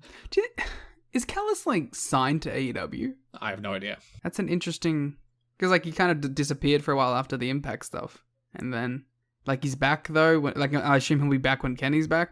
But Kenny will probably be coming back as a baby face. So Don with them? Maybe Don brings in someone else? Maybe Don is like Jay White's guy? That would be an interesting choice. Interesting. So, like, well, because like I just think it makes sense like to continue the theme of Jay White being the guy who like replaces Kenny. Callis is said to be taking these butthead comments in his stride. Although Callis had a lot of locker room heat during his run-in with WWE, he was well liked in ECW and is also popular in the TNA locker room. Hey, Don Callis, you're also popular with me. So yes, Don Callis accepts that 6-man tag team challenge for the next week, which is our main event of NWA-TNA pay-per-view number 67, December 7th. The Gathering and Raven face the Red Shirts and Abyss inside a steel cage. Earlier in the show, there is an interview with The Gathering and CM Punk where Punk says that he and Julio are there to make sure Raven gets what he deserves. Now, in the context of that promo, it of course is to suggest, because if Raven wins this match, he will face Jeff Jarrett for the NWA title on the January 7th pay-per-view. So in the context of that promo, it's the world title shot he deserves, of course, Liam. But perhaps he has an alternative meaning. I like to imagine that Raven's so like narcissistic that he's like, yeah, I will get what I deserve. And he didn't go, huh? Wait, what? You're not going to betray me, are you? Nah, that'd be silly. Punk, they're so devoted. There was a moment in this promo where Raven lost the thread of his promo. He started a line and then shifted to another. And then you just see Punk behind him start corpsing. And he's like starts chuckling to himself and he's clearly trying to hold it in. Yeah, for like a minute. He gets it right back towards the end. He just gets it in time. Yeah. But like, you gotta remember, like Punk's been working with this dude for a year in 2 companies. Like they probably don't have enough rapport now. Yeah, because when Raven does the quote the Raven Nevermore, Punk also mouths along to the Nevermore. Nevermore. Because they're devoted, but also nevermore will they team with them. Yeah. Very good. So yes, main event, steel cage match. Abyss and the Red Shirts defeat Raven and the Gathering after CM Punk and Julio De Niro turn on Raven, hit him with a concerto, and drape Abyss over Raven. The Gathering have exploded. I mean, I never thought this would happen. There was no foreshadowing here. To be fair, like this is one of those where it does make perfect sense that they're thoroughly devoted to Raven. They loved him. They wanted to do everything for him. But Raven spurned that love unless it was convenient to him. So, they're perfectly in their rights to turn on Raven. Hey, Raven's in the wrong here. You just wanted to use us when it was convenient to fight Abyss and the Red Shirts. You didn't care about us. You don't want to be our friends. And if you want to bring it right back, he was also physically and mentally abusing them. Yeah, he shoved bleach down Alexis Lurie's throat. And sent them to the wolves multiple times to get beat up instead of him. Yeah, so it does make a lot of sense. The one thing you could criticize is that it was the classic, they worked a full steel cage match and then turned on Raven. Which I only accept in Dragon Gate. Which, like, it does make some degree of sense. Because the Gathering aren't joining Jarrett's stable. There will be another development of this in January. So it's not like they're joining the other side. They're still at odds with the other side. But still, it would make a lot more sense to just hit Raven with the chair at the start of the match and not do a bloody violent cage match. Yeah. Like, this match isn't great, but Punk does an elbow drop off a cage? Which, like, he lands, like, weirdly vertically. Yeah, it's very strange because they do a double stack of a table, they put Abyss on top, and he does an elbow drop off the cage through 2 tables, which is a cool looking spot, to be fair. Yeah, I'm always a fan of the double stack tables. Is that Punk's only off the cage moment of his career? I'd have to go back and watch the Raven ones. Yeah, I don't know his Ring of Honor stuff to know whether or not he has done moves off of cages. I'm pretty sure he hasn't in WWE. I think he did in Ring of Honor. So yeah, elbow drop off the cage through 2 tables. It's pretty cool. But the match is so, like, utterly chaotic that while he is doing that, Jarrett and Styles are brawling on the ramp and Sting comes out right after he does it. So it's just utter chaos. Which I kind of don't mind if you're doing, like, this is meant to be a chaotic match, you know? Yeah, it works. I think that just the one thing is it maybe doesn't give Punk the emphasis he deserves for a dude that just did an elbow drop off a cage. Yeah, fair enough. It's like, it literally cuts away to Sting as he lands. Like, Sting walks out immediately after. But yeah, that's the big turn, the big swerve. The Gathering have turned on Raven. They're going out on their own, and that's our feud heading into January. The thing that takes Raven once again away from the path of challenging Jeff Jarrett for the world title. From his destiny. Yes, his destiny is once again derailed Liam as the Gathering has betrayed him. He has to go beat his kids. Excuse me? Yeah. Yeah, well, this wasn't a Vince Russo thing. His metaphorical kids. But with literal beatings. Unlike with Vince Russo, where it was his literal kids, but metaphorical beatings. Yeah, of course. It's an important distinction. Before we continue, I need to pee, so occupy yourself. Girls of TNA 2004 calendar ad. This is the section where only I'm gonna talk. We had a couple of bloody girls, and they were taking photos in scantily bloody clad outfits, don't you know? They made them lay on the entrance ramp, which is really gross. They only had 2 of them in the ad. Lollipop and the ring girl, who I don't know the name of. But I think there was more, because they employ a lot of women who could have been in this. I hope they got paid. Alright, the 2004 calendar ad. Very lewd. Just very, very lewd. More lewd than you'd probably expect. But I guess it's pay-per-view and you can get away with that? I don't know. Again, can't stress enough how gross it was for them to be laying on the ramp like that. One lady, not Lollipop, was laying on the ropes. That seems unhygienic as well, but probably not as bad. I just probably did numbers. I can only imagine. I assume they sold them at the fucking, the asylum. It's probably how they made back the panda money. I can only assume. So, yeah, there's my in-depth review of the Girls of TNA 2004 calendar ad. I don't know if the actual calendar still exists. But we'll find out, I suppose. Garrett's going to return. He's going to talk about the Girls of TNA 2004 calendar ad. That is the review of the ad for the 2004 Girls of TNA calendar. My favorite game, anytime we do a pause like that, is when I'm editing to see how Liam filled the time.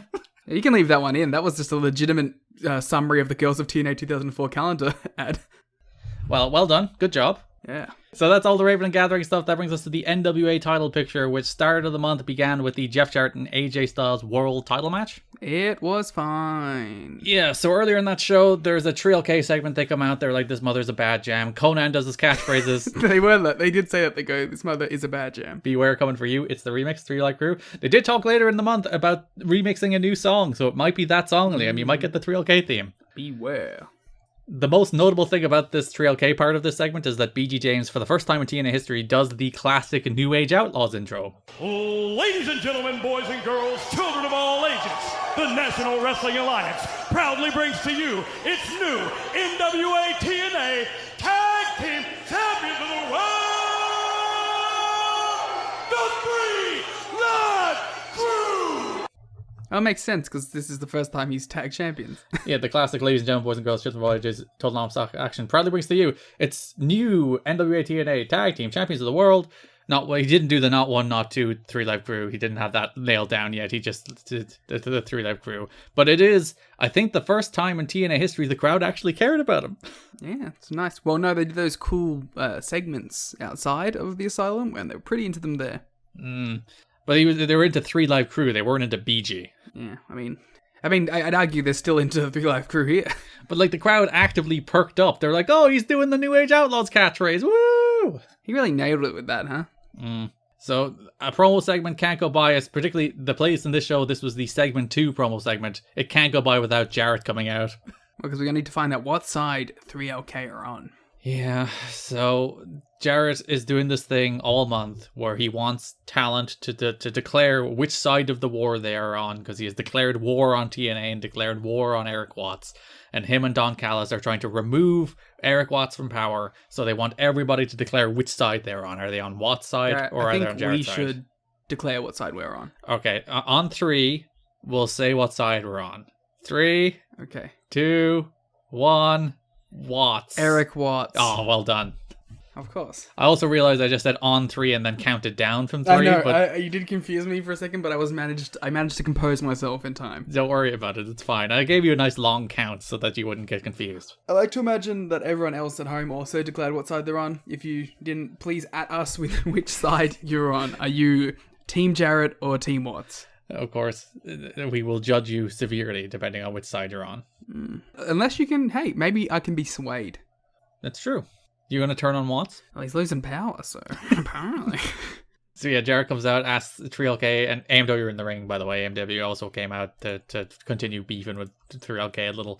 But to decide which side they're on, are they with Jarrett or are they with Watts? AMW immediately like, no, we're not on your side, Jeff, you suck. Then Jeff called them mid-card wrestlers. Which is like such a twist from like, hi guys, you want to be on my side? Alright, mid-carders, alright. No one cares about your opinion. It is very much like, I wanted you, but now you've turned on me. No, I don't want you. Yeah.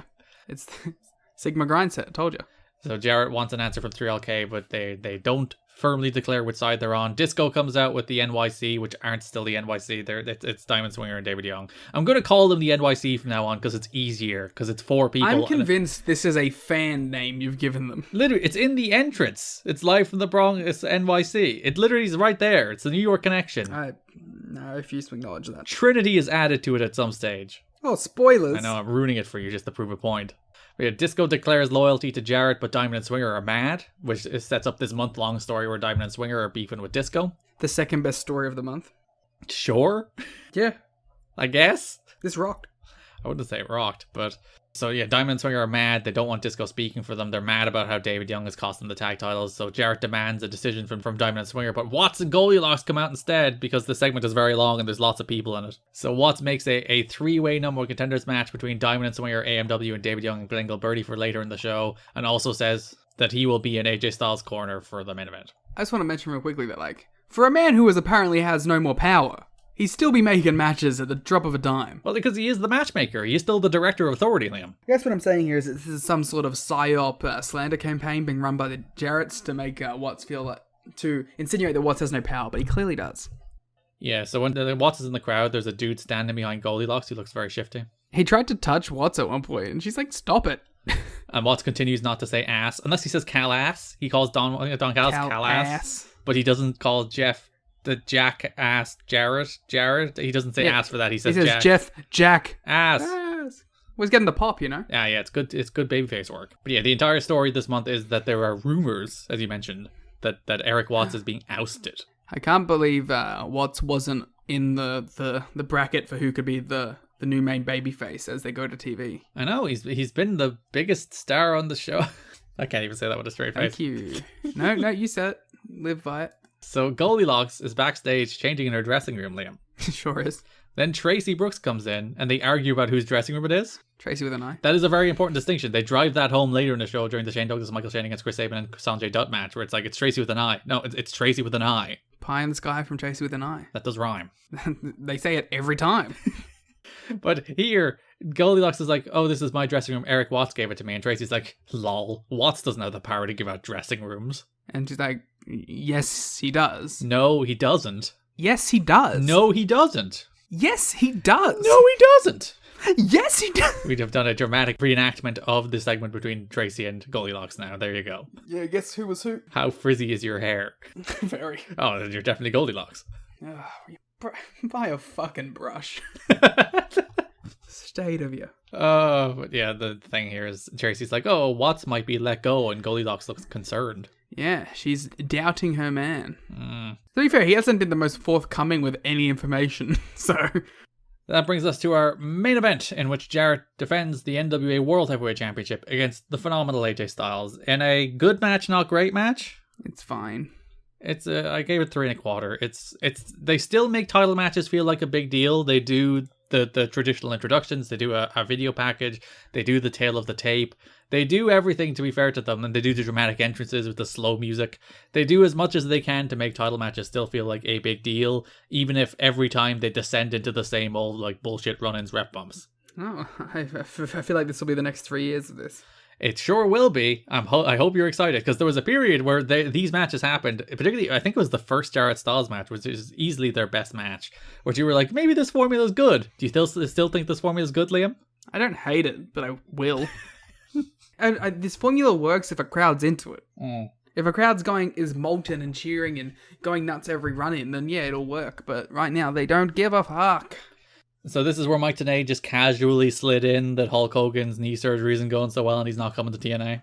I mean, I'm shocked. Just dropped it in there.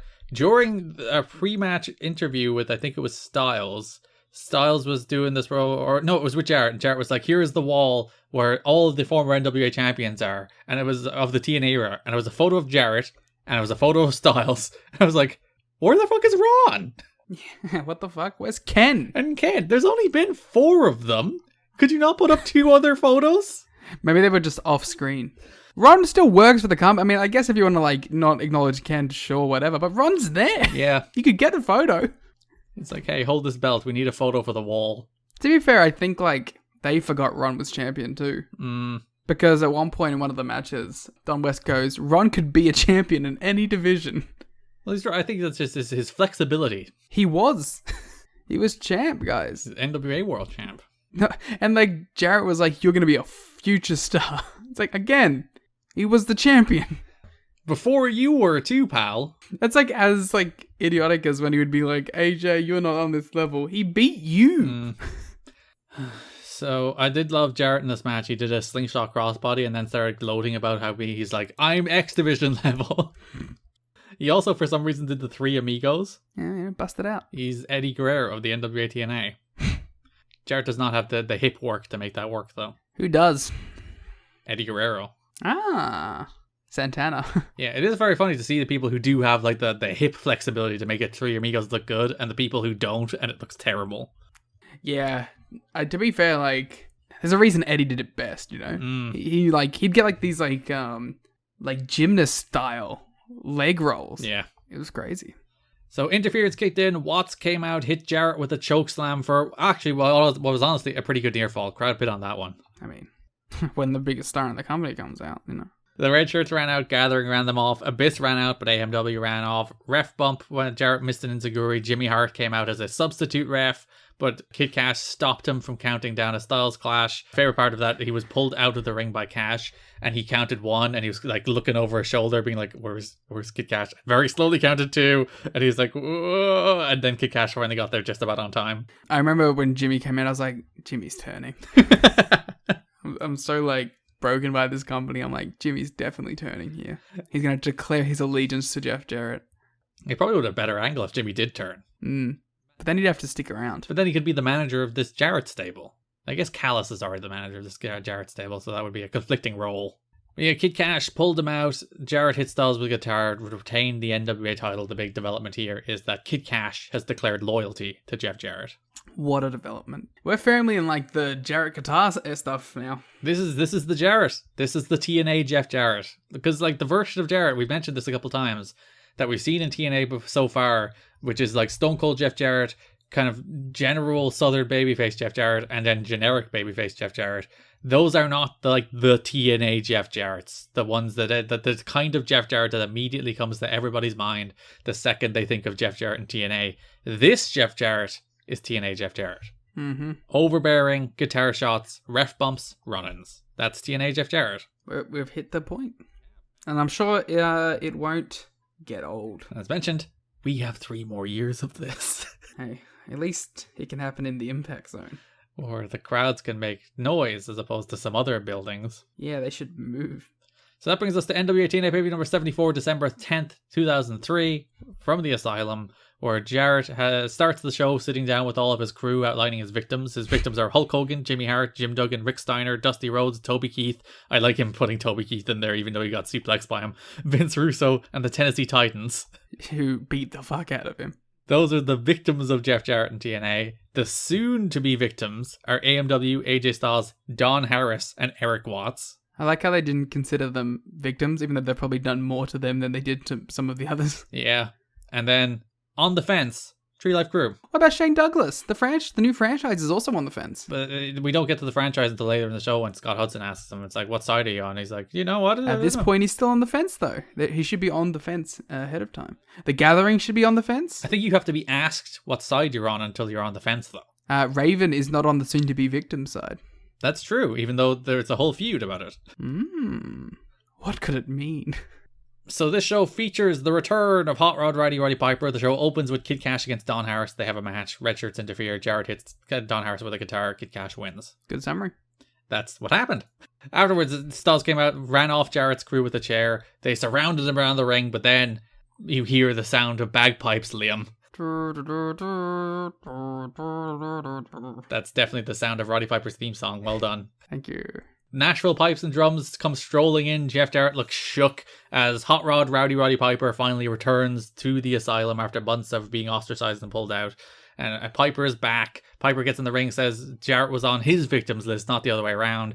D'Lo Brown returns to help Styles and Piper take out Jarrett and company. Well, he says not the other way around, but Roddy Piper was not on the victims list. It's true, he's not there, so he's right. He's just stating a fact here. He was not a victim of Jeff Jarrett. It's interesting, we do get a little Piper physicality where he fights off the red shirts with some knee lifts, some punches. It's fun. And then main event is made, Styles and D'Lo versus Jarrett and a partner for the main event with Piper in Styles and D'Lo's corner.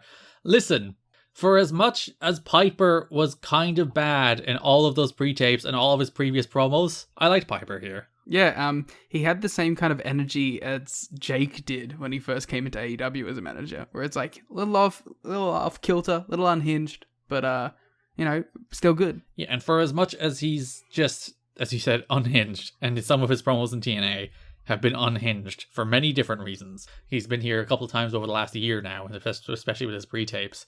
But God, he's a huge star. He's still Rowdy Roddy Piper. For God, he can be terrible. He can cut the worst promos in the world. But when that dude's walking out to freaking an entire pipes and drum band, the Nashville Pipes and Drums, he feels like the biggest star in this company. He got his one health insurance line in.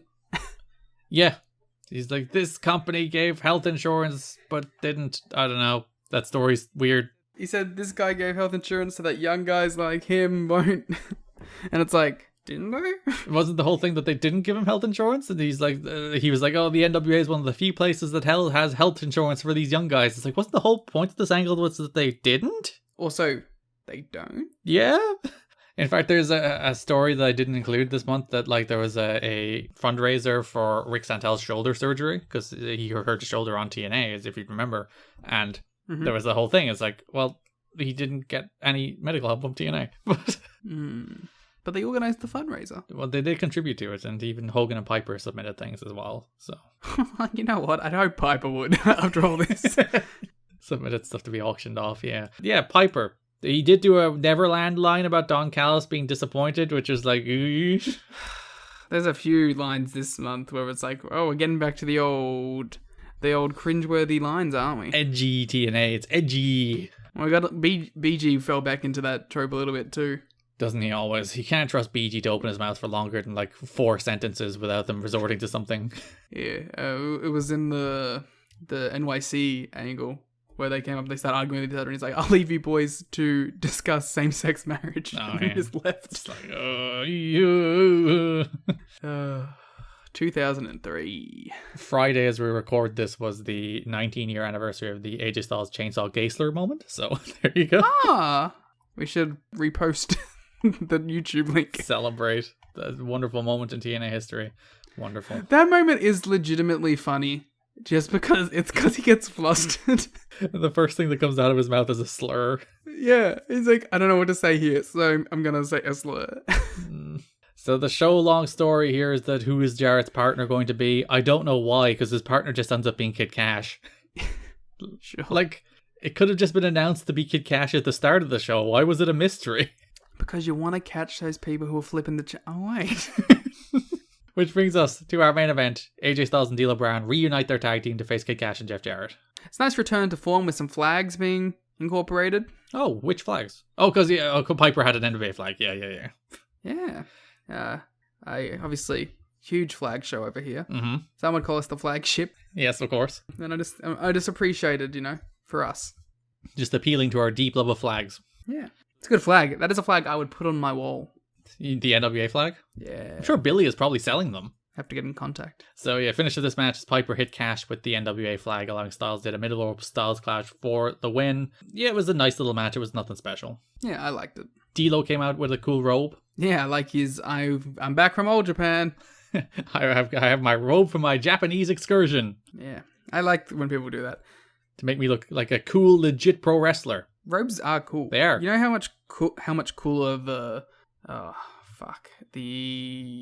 major players, What? Myers and You Cardona. could have just said Myers and Cardona, but sure. Yeah, I had to remember their actual tag name, but they have cool robes now, and I'm a big fan of it. Yeah, it's nice to see Styles and D'Lo back together. This is the end of their brief run. They have another tag match next week, and they don't team again until I think June or July. But to be fair, this is more of an extended run than I thought we were going to get. So Yeah, we got a few more little Styles and D'Lo matches to add to the Styles and D'Lo canon.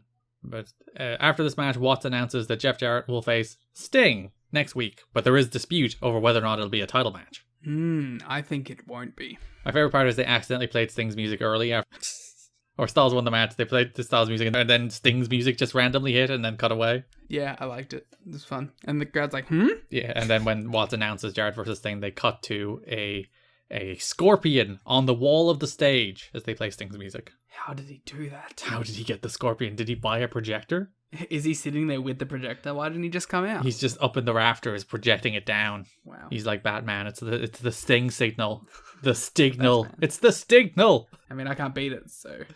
NWA-TNA Baby number 76, December 17th, opened with Jeff Jarrett versus Sting. It actually really opened with Erik Watts rallying the troops. People are questioning Erik Watts' leadership here multiple times, Liam. Yeah, because we had basically the same segment last week with a cooler array of people. It's just because Punk was there. No, it was because Sabin was there, actually. Punk was at both. It was Sabin, which was the guy who was missing. So yes, I will accept the cooler array of people. I apologize. Yeah, Sabin was in this one, and Don Harris was at the next one, so... That is really trading down. Yeah, and people I mean, the Gathering makes sense that the Gathering would be the two who are like, all right, maybe what they were saying about you's right, and they left. Yeah, we don't get indoctrinated into cults like this. Yeah, no, we're free thinkers. We can see through these kind of antics. We also have Erik Watts in a snazzy suit. Oh yeah, so yeah, the opening segment of that show is that Jarrett comes out and he's like, ha, I don't have to defend the NWA title because I don't have to defend it for 30 days. And he does the Jeff Jarrett head point. He's all very proud of himself. Ain't I great? He's like, if this was football, it'd be 45-0 against Erik Watts. I don't know what that means. That's a scoreline. Oh, is it a specific, is it relevant to a thing that was happening at the time? Or? I don't think so. I think he just said a number. Cool. Watts and Goldie came out. Watts pulled his pocket square and he threw it as like a flag on the play to extend the football metaphor. He's like, It all went over my head. While Jeff Jarrett is right that it will not be an NWA title match, he will actually be facing Sting right now. So Jarrett versus Sting. Typical interference. Red Shirts interfered, AMW ran them off. Kid Cash handed Jarrett a guitar, but AJ took it away, allowing Sting to hit the Scorpion Death Drop and win. And then Jarrett threw a hissy fit and got into a fight with Mike Tenay. Yeah, and Tenay had some great faces. Oh, there were some sensational Mike Tenay faces. He was like outraged and angry and indignant all in one facial expression. Tremendous stuff from Mike Tenay. The best. And for a guy who's usually like quite measured, even if he's angry, he's angry in a measured way on this show. He was like unhinged. He was making unhinged faces. He's gone full Goldie. He was gonna fight too. Yeah, he was getting stuck in. He pushed Jarrett back. It's like he's getting stuck into it with Jarrett. It's Mike Tenay and Jeff Jarrett. There was a child flipping Jarrett off. Oh yeah, well done, child. Who hates Jeff Jarrett. And I will say they were outlining the people who could potentially be baby faces in the show. Raven and Chris Harris and AJ Styles. What about Mike Tenay? I thought you were gonna say, what about the child in the crowd? Hey, the child in the crowd could be a decent candidate too. Yeah, move to Florida. So yeah, Sting beat Jarrett to set up a match that doesn't happen. Oh. We should mention an important point on the show, of course, is that Goldilocks is questioning Erik Watts now, Liam. I mean, can you blame her? Her life has not gone well since her relationship with Erik Watts started. She lost her job. She has the frizziest hair that has ever frizzed on television, except maybe Bobby Roode. Bobby Roode probably has frizzier hair. I don't know. It's a neck and neck race between Goldilocks and Bobby Roode for frizzy hair. Yeah.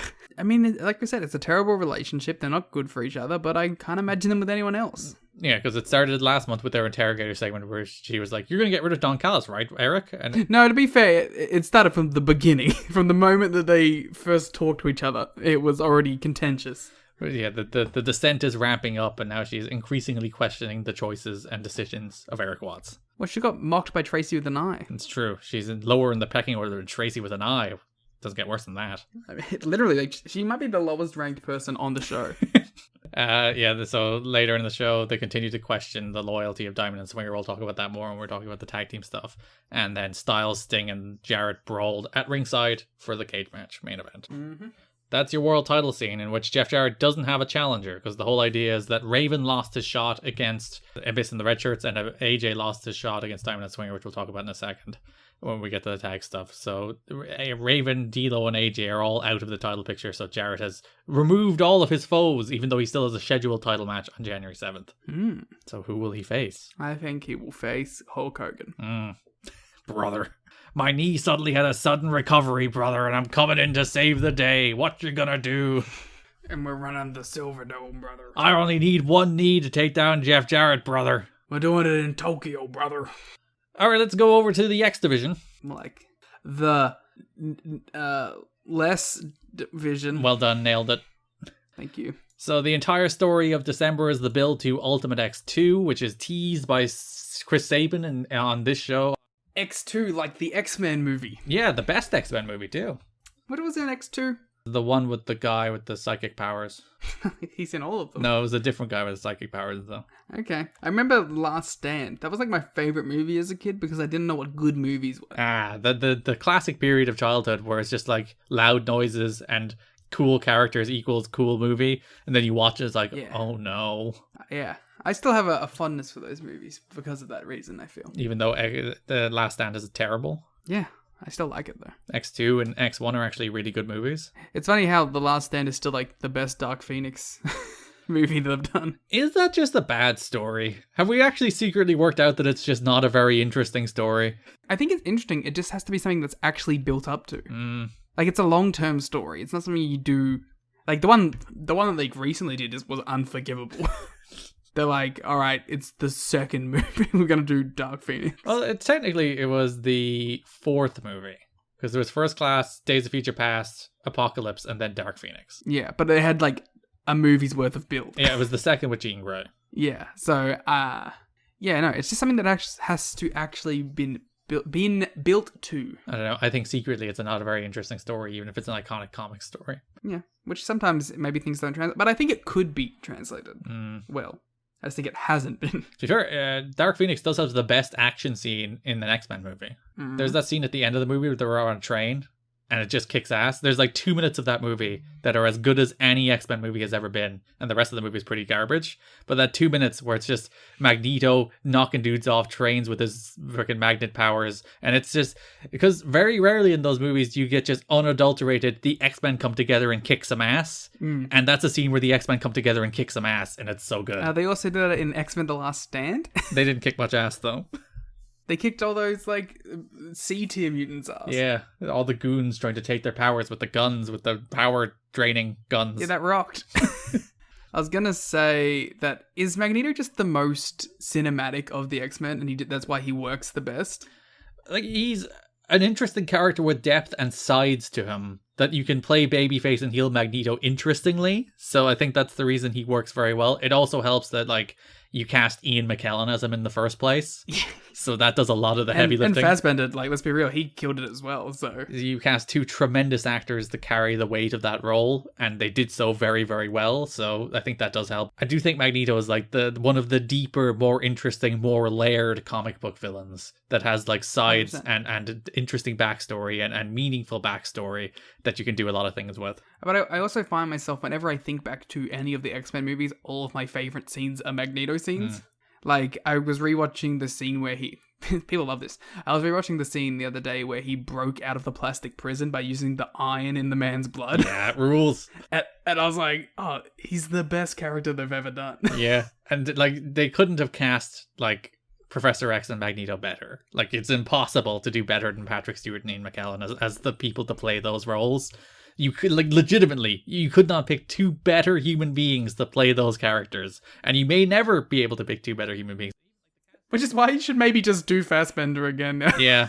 And, like, it's the same thing with Hugh Jackman. He was so good as Wolverine that you're just like, there'll be another Wolverine and he'll probably be really good, but you nailed it the first time, so it's going to be quite hard.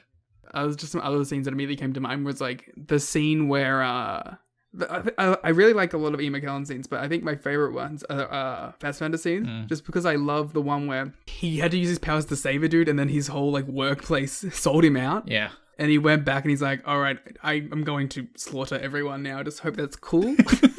I'm also a big fan of the trope, which you see in Guardians 2 with Yondu, where it's like one small object, it just goes through a ton of dudes. Yeah. I love that. And, like, he's someone who's, like, who has had some great scenes doing that similar thing, like, where he gets the knife off the wall and kills, like, the Nazi guys who, like, got away and got undercover. That's, like, in the bar. There's some really good stuff. Good character, good actors, good movies. And a character that can do a lot of interesting things in scenes that make them interesting. Yeah, and you can babyface them, which they have. Yeah. For both of them. They babyface times. both McKellen and Fassbender, so... I look forward to him in MCU. So the first show of the month opens with Loki defending... Sorry, I just had whiplash then. Just going straight to the X Division. We went from X-Men to the X Division. It makes perfect sense. Yeah, the X-Men Division. So Loki defeated Christopher Daniels and Kid Cash in your favorite match of the month by a landslide. Yeah, this match rocked. I think it's mostly... I liked that Daniels, like, was kind of a heel. Sorry, not a heel. He was kind of a face in this. He got over because he was just doing cool shit. They all just did cool shit. And, you know, that is the way to my heart. Yeah, you're right about Daniels' Acai moonsault, by the way. It's very good. Yeah. Daniels rocks. Loki got a huge reaction in this match for doing the top rope double stomp to break up a pin. It's a great move. And, like, the crowd are getting back into Loki. It's like, you know, Loki's just doing cool shit and the crowd are like, oh, yes, we like this guy. Let's cheer him. It's crazy how, like, his thing broke apart for a while there. Because they were treating him as a nerd, and now he's just back to winning matches and doing cool shit. Suddenly the crowd are into him again. Huh. It's interesting how that works. Yeah, I know, right? So yeah, Loki won the match. He's number one contender for the X Division title, but Cash laid him out after the match with the smash mouth to the face, but then Don Harris ran him off. Yeah, big Cash Don Harris feud still going. So later in the show, we cut the backstage where Loki and Daniels are brawling, and then Daniels hits him with a chair. Yeah, that was a pretty brutal chair shot. Yeah, because Loki was going to Japan, but they made him number one contender, so they had to take him out for a week to tell a story. But I didn't mind it though, and I like that because we're getting into the reformation of Triple X, that it wasn't just they're all friends again, you know? Like, there's some dissension still between Daniels and Key, which will have to be resolved. Yeah, Daniels and Loki still hate each other for good reason, because, you know, he just hit him with a chair and took his title shot away. Yeah, and, like, Skipper's like, no, I'm going to get you both on the same side, though. So, yeah, I would question Eric Watt's decision-making process when he's like, all right, so Loki's taken out by Christopher Daniels. Let's give Daniels the title shot instead. Well, Garrett. Yes.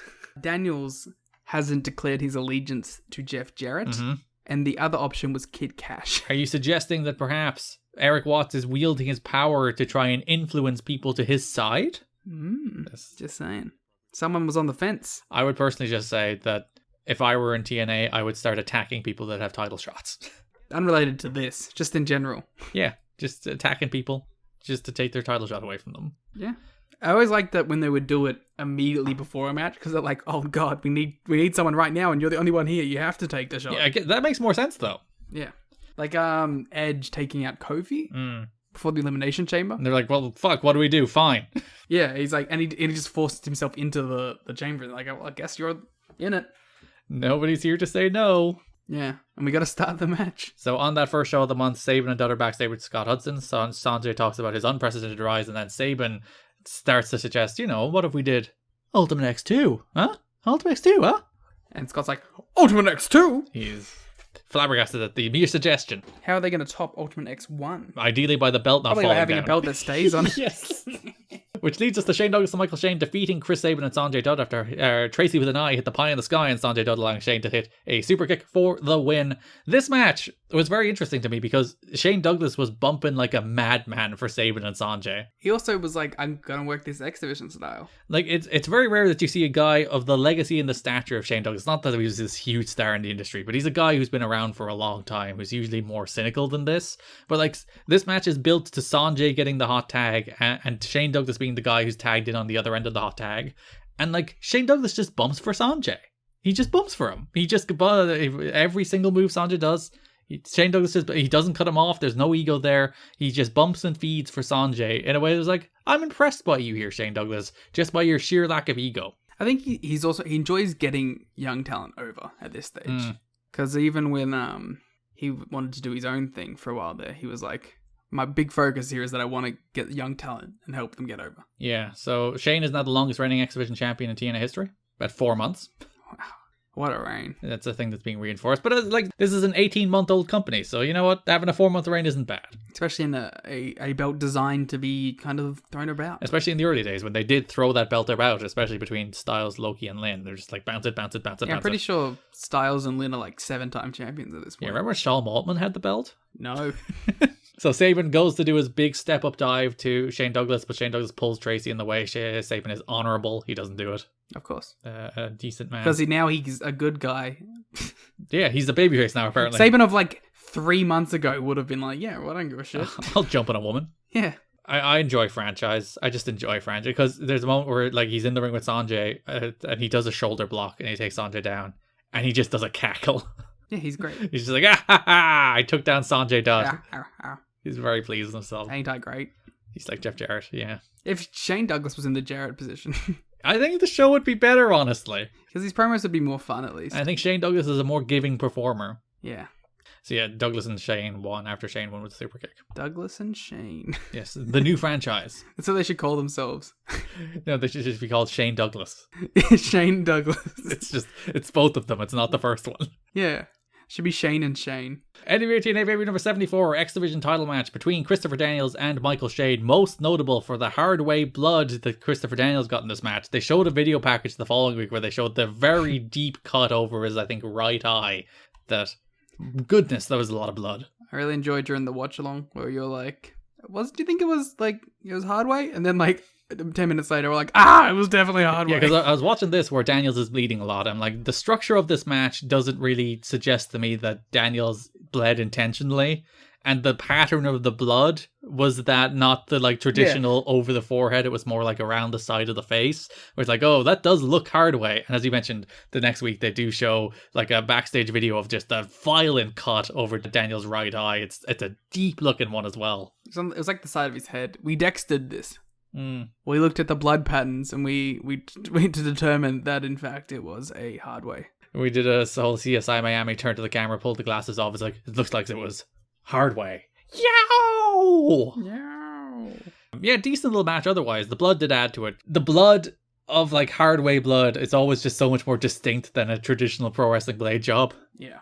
Because it's real. I like when like people get like hard white blood. They there's a moment of like fuck, and then like I gotta roll with it, Well, which leads to like I gotta talk about the promos. Yeah, the most famous version of that is of course the Adam Cole and Kyle O'Reilly match, which is dying a death and then blood, and suddenly it's the best match in Ring of Honor history. Yeah, I remember that match was like one of the matches that got me like in Ring of Honor. Because I remember being on Twitter during that match. And literally everyone like being like, this kind of sucks. And then the blood came up and it's like, by the end of that match, it's like, oh, this is the best match in Ring of Honor history. All it takes is some teeth getting knocked out. Yeah.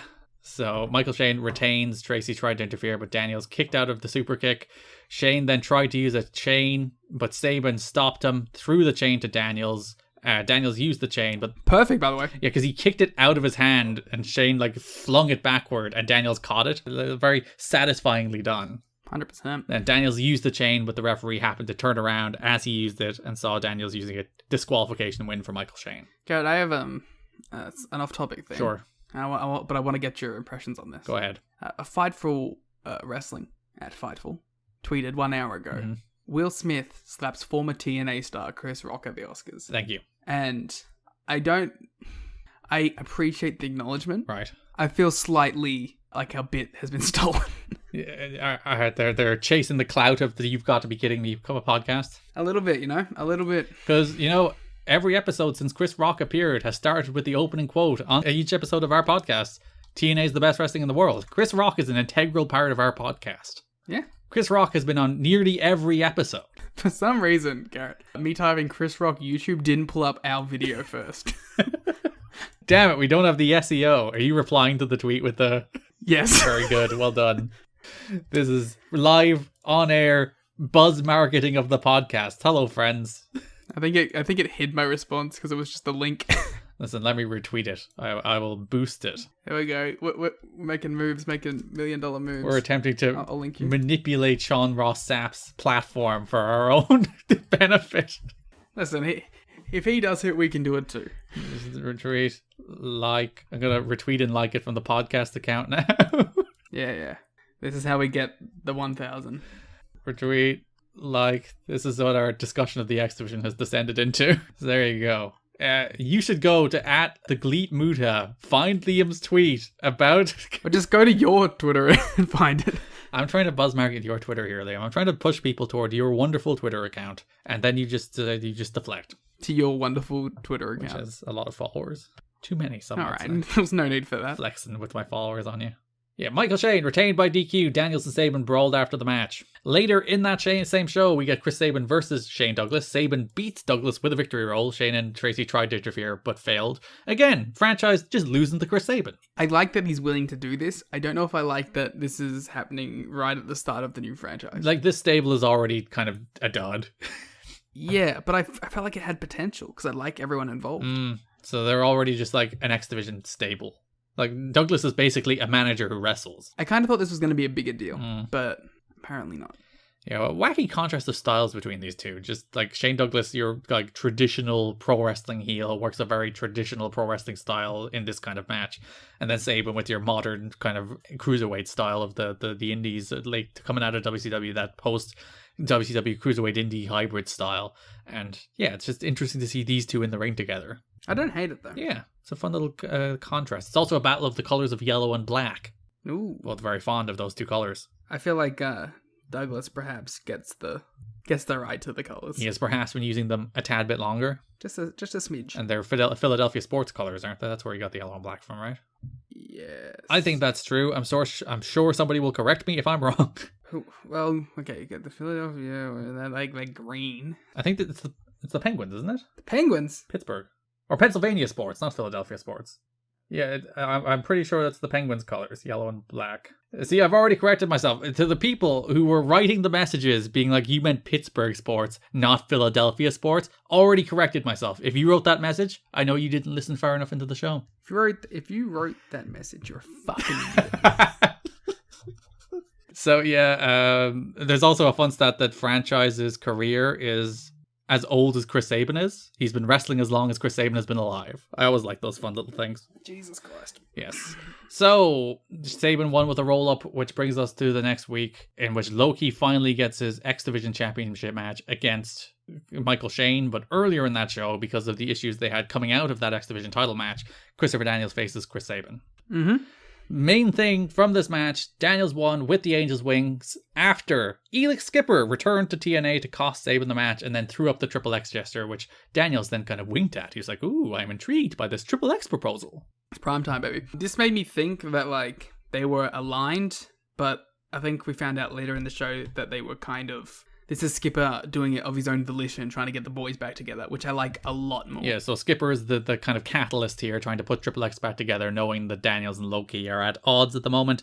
But yeah, I like the idea that he didn't even consult Daniels about it. It's not even like, oh, Daniels, I'll come out and cost Saban this match. It's like, no, I'll do that as my gesture of good faith toward Daniels, trying to put Triple X back together. Mm-hmm.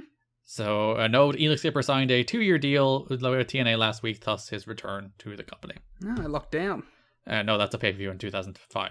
Shut up. Michael Shea defeated Loki to retain the X Division title after he got his knees up at a 450 and then grabbed a small package. A note about that finish.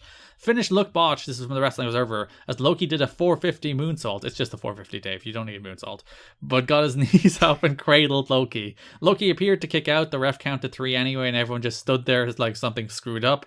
Apparently what happened was that it wasn't the scheduled finish. Shane's body went numb. It was a scary night because apparently that happened to Altar Boy Luke as well earlier in the show. Since he could hardly move, he called for the finish off that move as an audible. Loki wasn't supposed to lose clean. Tracy and Shane Douglas are supposed to come out and interfere, which is why he'd have a gripe and set up the Ultimate X. So all of the stuff that happened after the match was just kind of meant to be the finish of the match, because they did the 450, Shane cradled Loki, then Tracy faked a knee injury, which was supposed to be what led to the interference from Shane Douglas.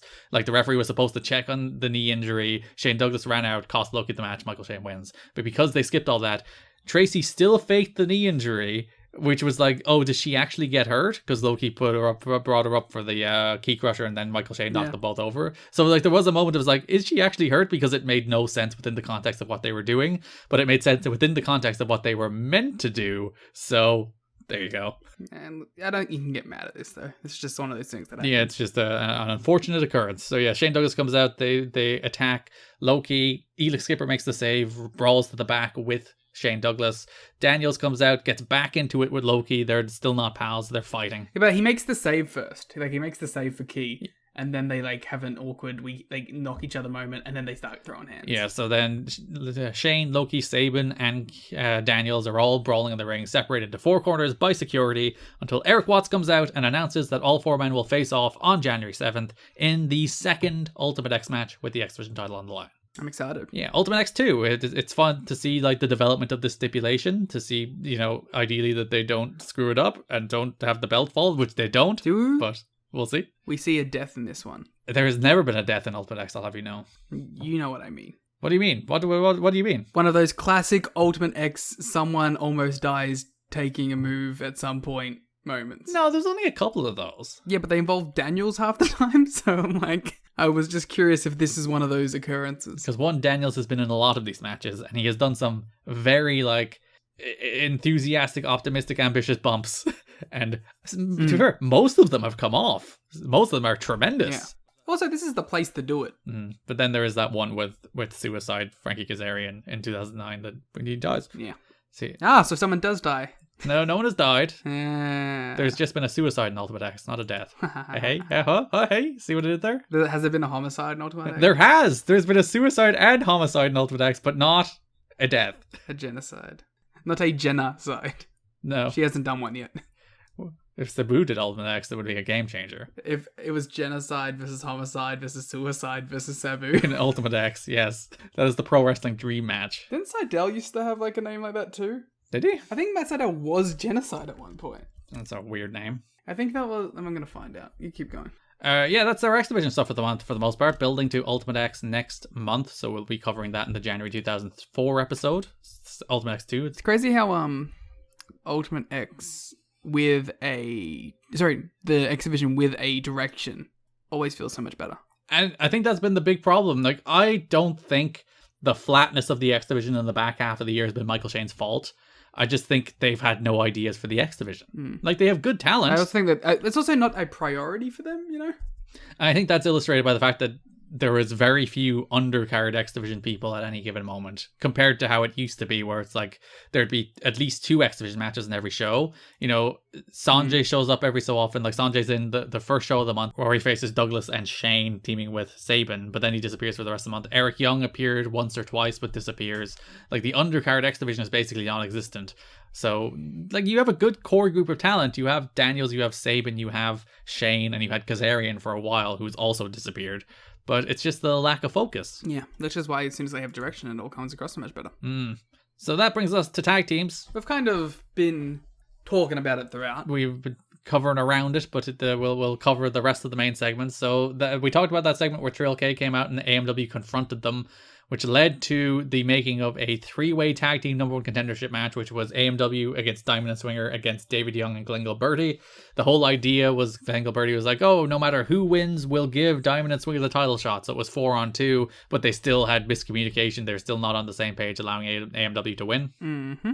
This is your favorite story of the month, so I assume you have loads of things to say about it. It's more that I appreciate the promos. I like the sniping at each other throughout the month, and I like the just like the cartoonishly stupid interactions of, yeah, we have chairs for them right here, and then they're like, what, we didn't get no invite, and they look at David like, David, did you not tell them? And he's like, oh, I didn't tell them. My favorite part is Glenn Gilberti just says, do you think I'm stupid? To which Scott Hudson, Simon Diamond, and Johnny Swinger in unison say yes. Yes. And if you listen closely, you can hear just one woman in the crowd shout at the top of her lungs, hell yes! I'm enjoying it. You know me, I am a sucker for goofball heels. And these are for goofball heels. Yeah, Harris hit a wild crossbody off the top, taking out everybody. AMW are number 1 contenders to go on to face 3 Live Crew the next week for the NWA World Tag Team titles. Yeah, which feels like the biggest match possible. It's just kind of sad in its own way, isn't it? Yeah, but they're 2 established teams at this point.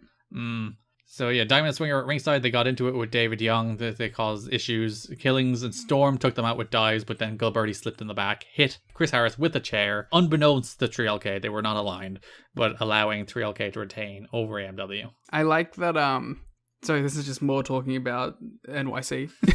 I like that Gilberti seems to, seemingly likes David Young now. Because he's, picking Young over the other 2. He loves them. He just wants to manage his success far into the future. It's his buddy. I personally would choose Diamond and Swinger, but you know what? To each their own. Well, he isn't the tag champs with Diamond and Swinger. He could be the tag champs with David Young. That's true. It's all just greed on his end. He wants the belt. He's jealous. Which actually makes sense to check out with Glenn Gilberti's character. So you know what? Yeah. It's almost like it's a good storyline. I like that Diamond and Swinger were both like, I don't like you saying that we're with Jarrett, speaking on our behalf. I mean, we probably are, but don't you say it. Yeah. It's just like we are men of our own authority. You do not speak for us. Yeah, I like this stuff. And I like the way that comes from the fact that they were dragged into an alliance with David Young against their will. So Glenn's choice of talent to associate with isn't exactly on their level. Exactly. See, you're selling yourself on it. Yeah, there's deep layers to it I was not considering. Mm-hmm. So then we had 2 tag team matches on the last show of the month, December 17th, 2003. First of which was America's Most Wanted against Glenn Gilberti and David Young in a street fight. Little fun match. It's plunder with these guys, so it's probably gonna be good. Yeah, it's just they're doing stuff. The finish is that Harris spears Gilberti into a ladder before Storm hits a swanton off the top through a table onto David Young, gets the pin. So yeah, it's good stuff. It's just good stuff. Storm feels like he's working real hard at the moment because he doesn't want to get left behind. There is a story that I didn't include because it felt mean-spirited, but you brought it up, so I'll bring it up. About how they're worried about James Storm's weight gain and they see Chris Harris as the star of the team, so they want to, again, move toward potentially breaking up America's Most Wanted.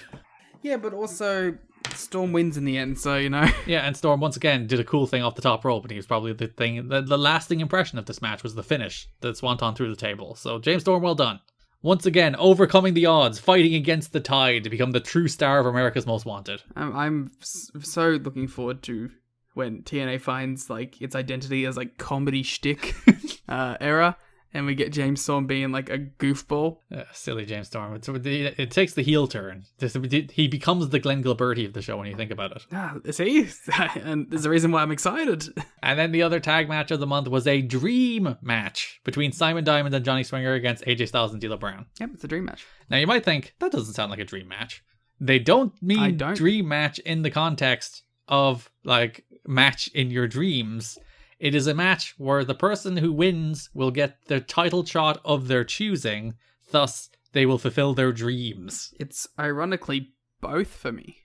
You were just waking up every morning being like, oh, last night I had a wonderful dream about a Simon Diamond and Johnny Swinger against AJ Styles and D'Lo Brown match. Mm-hmm. It was everything I could possibly want it to be. No, my dream match is me in it. You against AJ Styles and D'Lo Brown, teaming with Simon Diamond and Johnny Swinger. You, like, in the body of David Young. No, my literal dream match of me and Claudio Castagnoli versus Cesaro and Chris Hero. Oh, yeah, that's a wacky dream match. Again, not very practical. No, I think he could do it. He's a hell of a performer. You sure it wasn't you and Cesaro It was me and Cesaro. against Cesaro and Chris Hero? No, it was me and Cesaro versus Claudio and Hero. But where's Cesaro in this? We're non-existent at this point in life. So, finish of this match, AJ and D'Lo look to do the stereo 450 frog splash thing they do, which they hit in perfect sync once, and it was the best thing in TNA history. But Styles goes for the springboard. He sees Jarrett coming, and he just sort of scrambles and kind of falls off the top to the outside. Yeah, rules. I think he was meant to do like a double springboard onto Jarrett and then start brawling, but I think it's almost better that he was like flustered and fell over. He ate shit. Yeah, he just fell to the floor. He was rough looking, man. Jarrett and Styles then started brawling, started True Styles into the crowd, and then Diamond and Swinger hit the problem solver to beat D'Lo to make themselves number one contenders for the World Tag Team titles. I like that Diamond and Swinger won this. Why? The team that's actually sticking around. That's a good point. Beating the team on their last match ever. And yeah, the idea here is that Jarrett has now taken Styles and D'Lo out of contendership for the world title because neither of them would get their dream match. And even before the match, they were like, we're fine with whoever wins. Whether it's me or you, we don't have a problem. We just want to take the belt off Jarrett. I hope Simon Diamond goes, all right, I want my NWA title match against Jeff Jarrett now. Yeah, who actually got the pin? I didn't note who actually got the pin. So technically, they could demand the NWA world title match. They should. Maybe they'll go after the X Division title. Maybe they want to be put in Ultimate X. Maybe they want to be added to the Girls of TNA 2004 calendar. Oh, don't we all? It's the true prize here in the NWA-TNA. And then, best of the rest, basically just Kid Cash and Don Harris finished off. Yeah. We had X getting like a one more appearance. Oh yeah, because X showed up, he had a match against Don Harris. He won after Kid Cash ran in, distracting him, allowing X to hit him with a chain.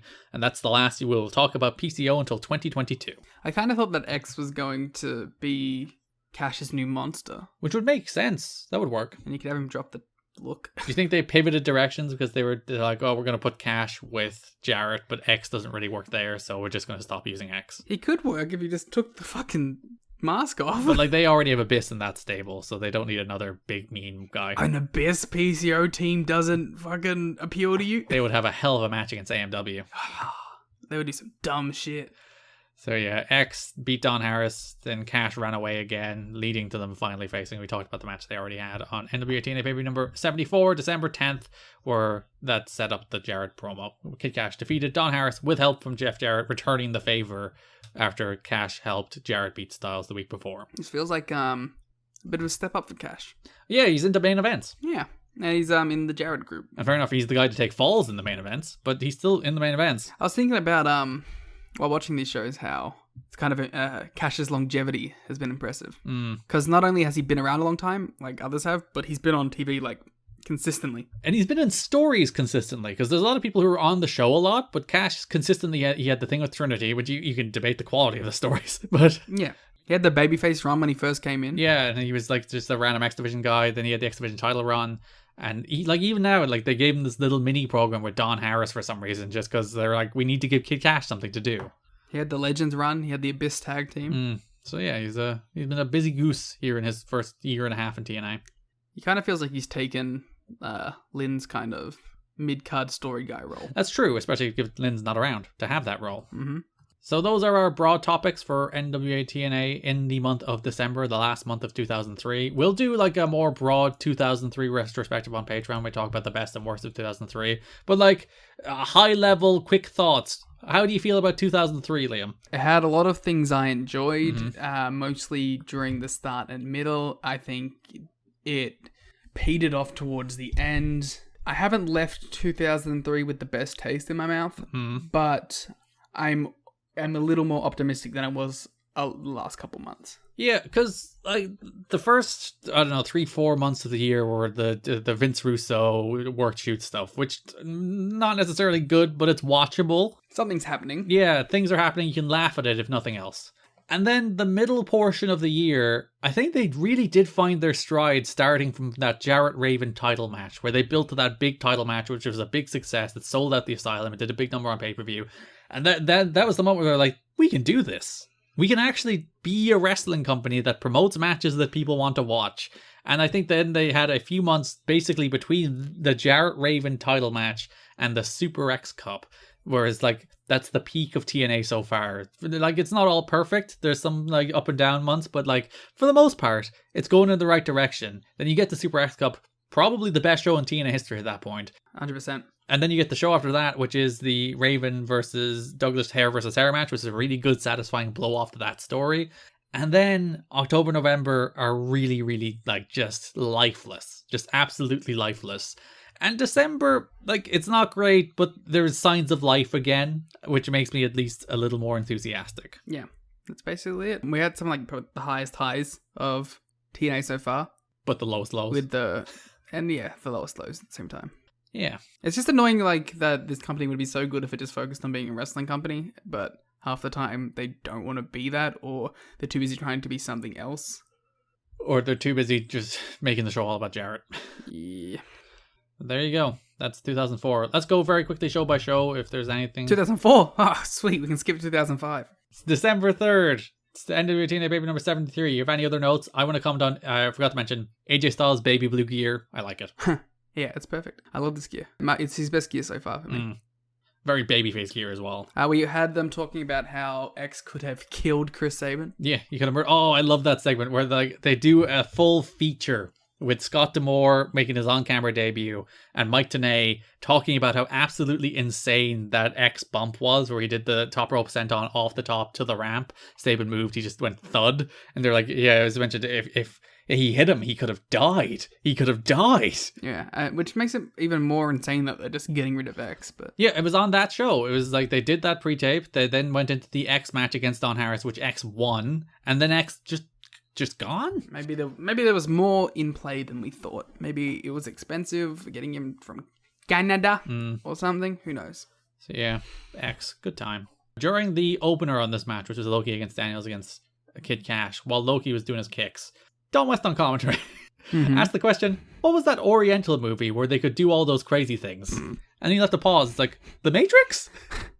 Well, are you sure he wasn't working on Team Bondi? Before he eventually did say Crouching Tiger, Hidden Dragon, which I think was the movie he was trying to think about in the first place. I'm going to only refer to that movie as that Oriental movie where they do those flips and kicks. What, The Matrix? Yes. When it was announced that Piper was making his return on the December 10th show, Mike Tenay said, what could TNA management be thinking? It's one thing for Piper to send in a videotape where he can be edited, but for him to appear live? That was just... Mike Tenay didn't know he was on camera then. I love even babyface announcer Mike Tenay is like, we can't let this guy have a live microphone. And to be fair, he was probably the most coherent he's been in a long time, so... Yeah, so anything else from that show? Oh, the new motion graphics. Oh, God, yeah, it's the last show of the month. I love them. They're bad, but I love them. Last show of the month has new motion graphics, which are... First, they start with saying Erik Watts presents. They misspelled Eric. They added a C. But Erik Watts proudly presents, and then they run down the card and they do the classic, like, turn around. My favorite moment, if you watch it very closely, watch D'Lo Brown. This is on the You've Got to Be Kidding Me Twitter account. Go to TNA History Broad on Twitter, and you can see these motion graphics for yourself. But if you watch D'Lo, he does the turn around, he does his pose, and then he breaks pose to move away very quickly in the last second. It's so good.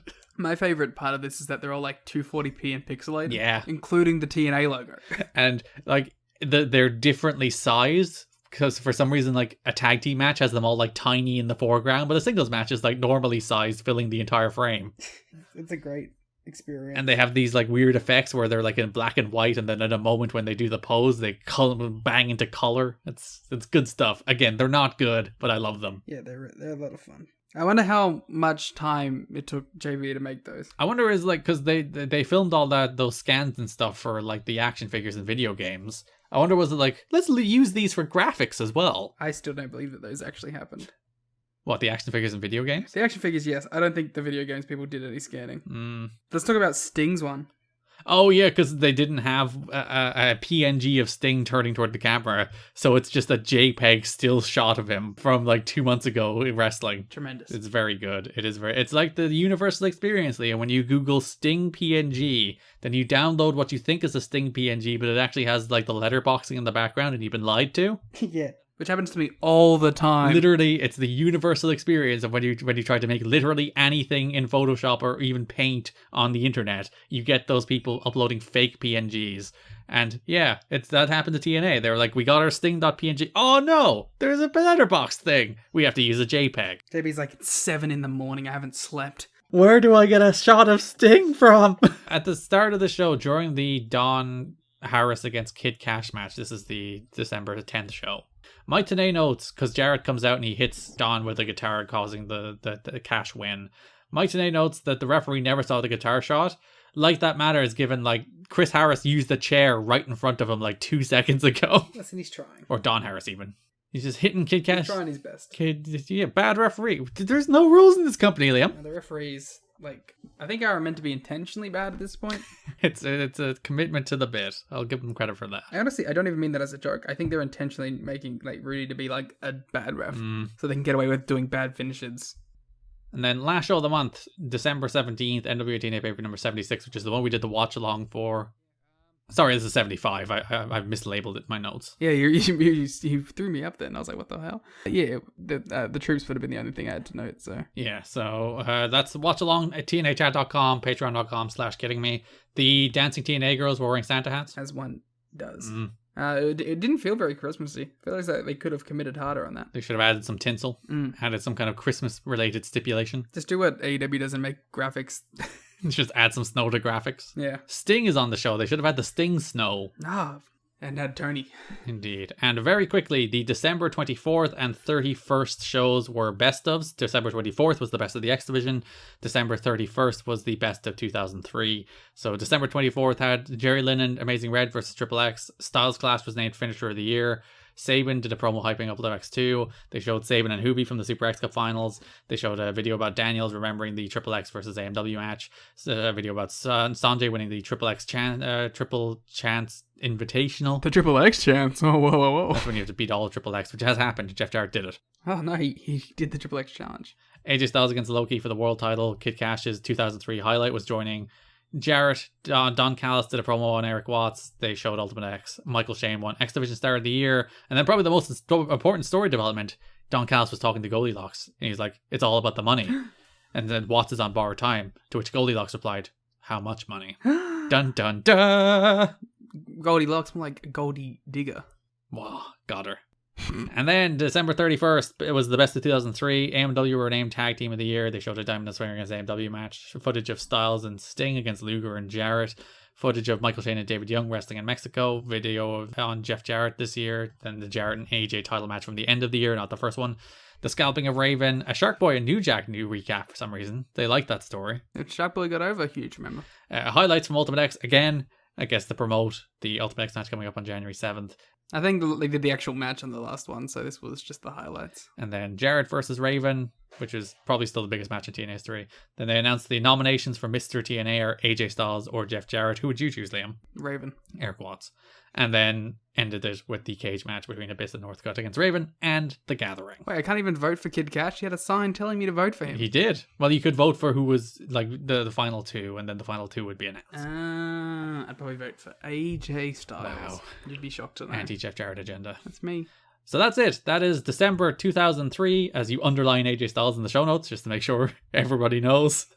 That is December 2003 in TNA. We'll be starting into 2004 on our next episode. As we mentioned at the start of the show, we'll be doing our 2003 TNA draft and our 2003 TNA year in review on Patreon over the next couple of weeks. Also, Rain Takers episode 2 covering the New Japan 40th anniversary show with the Okada Naito match for the IWGP Heavyweight title. A great pro wrestling match. That's on Patreon now in the $5 tier. We have the New Japan Cup coming up in the next one. Yeah, on April 8th will be our next episode of Rain Takers, where we'll cover the 2012 New Japan Cup final show. Ring Cat King coming next weekend. Also, if you would like to go catch up on Ring Cat King. War Games. Oh yeah, the Ring Cat King World Cup. Yes. So we got two big things coming up of equal stature. Of course, the 2012 New Japan Cup finals and the Rinker King World Cup. which both happened at roughly the same time as well. So We've really stuck around these early 2010s with our Patreon content. yeah, our full series on the Monday Night Wars is there if you'd like to listen to it now. All the episodes about Raw and Impact going head to head in 2010. Marathon it. Yeah, you can go and I think it's 10 episodes. You can listen to them all. They're waiting for you on patreon.com/kiddingme or tnachat.com. We have over 50 pieces of exclusive audio on that Patreon now. It's a very good value proposition now. You can follow us on Twitter at TNA History Pod. You can follow me on Twitter at Garrett Kidney. You can follow Liam on Twitter at The Gleet Muta. Thanks for listening, and bye-bye. Do you know anything?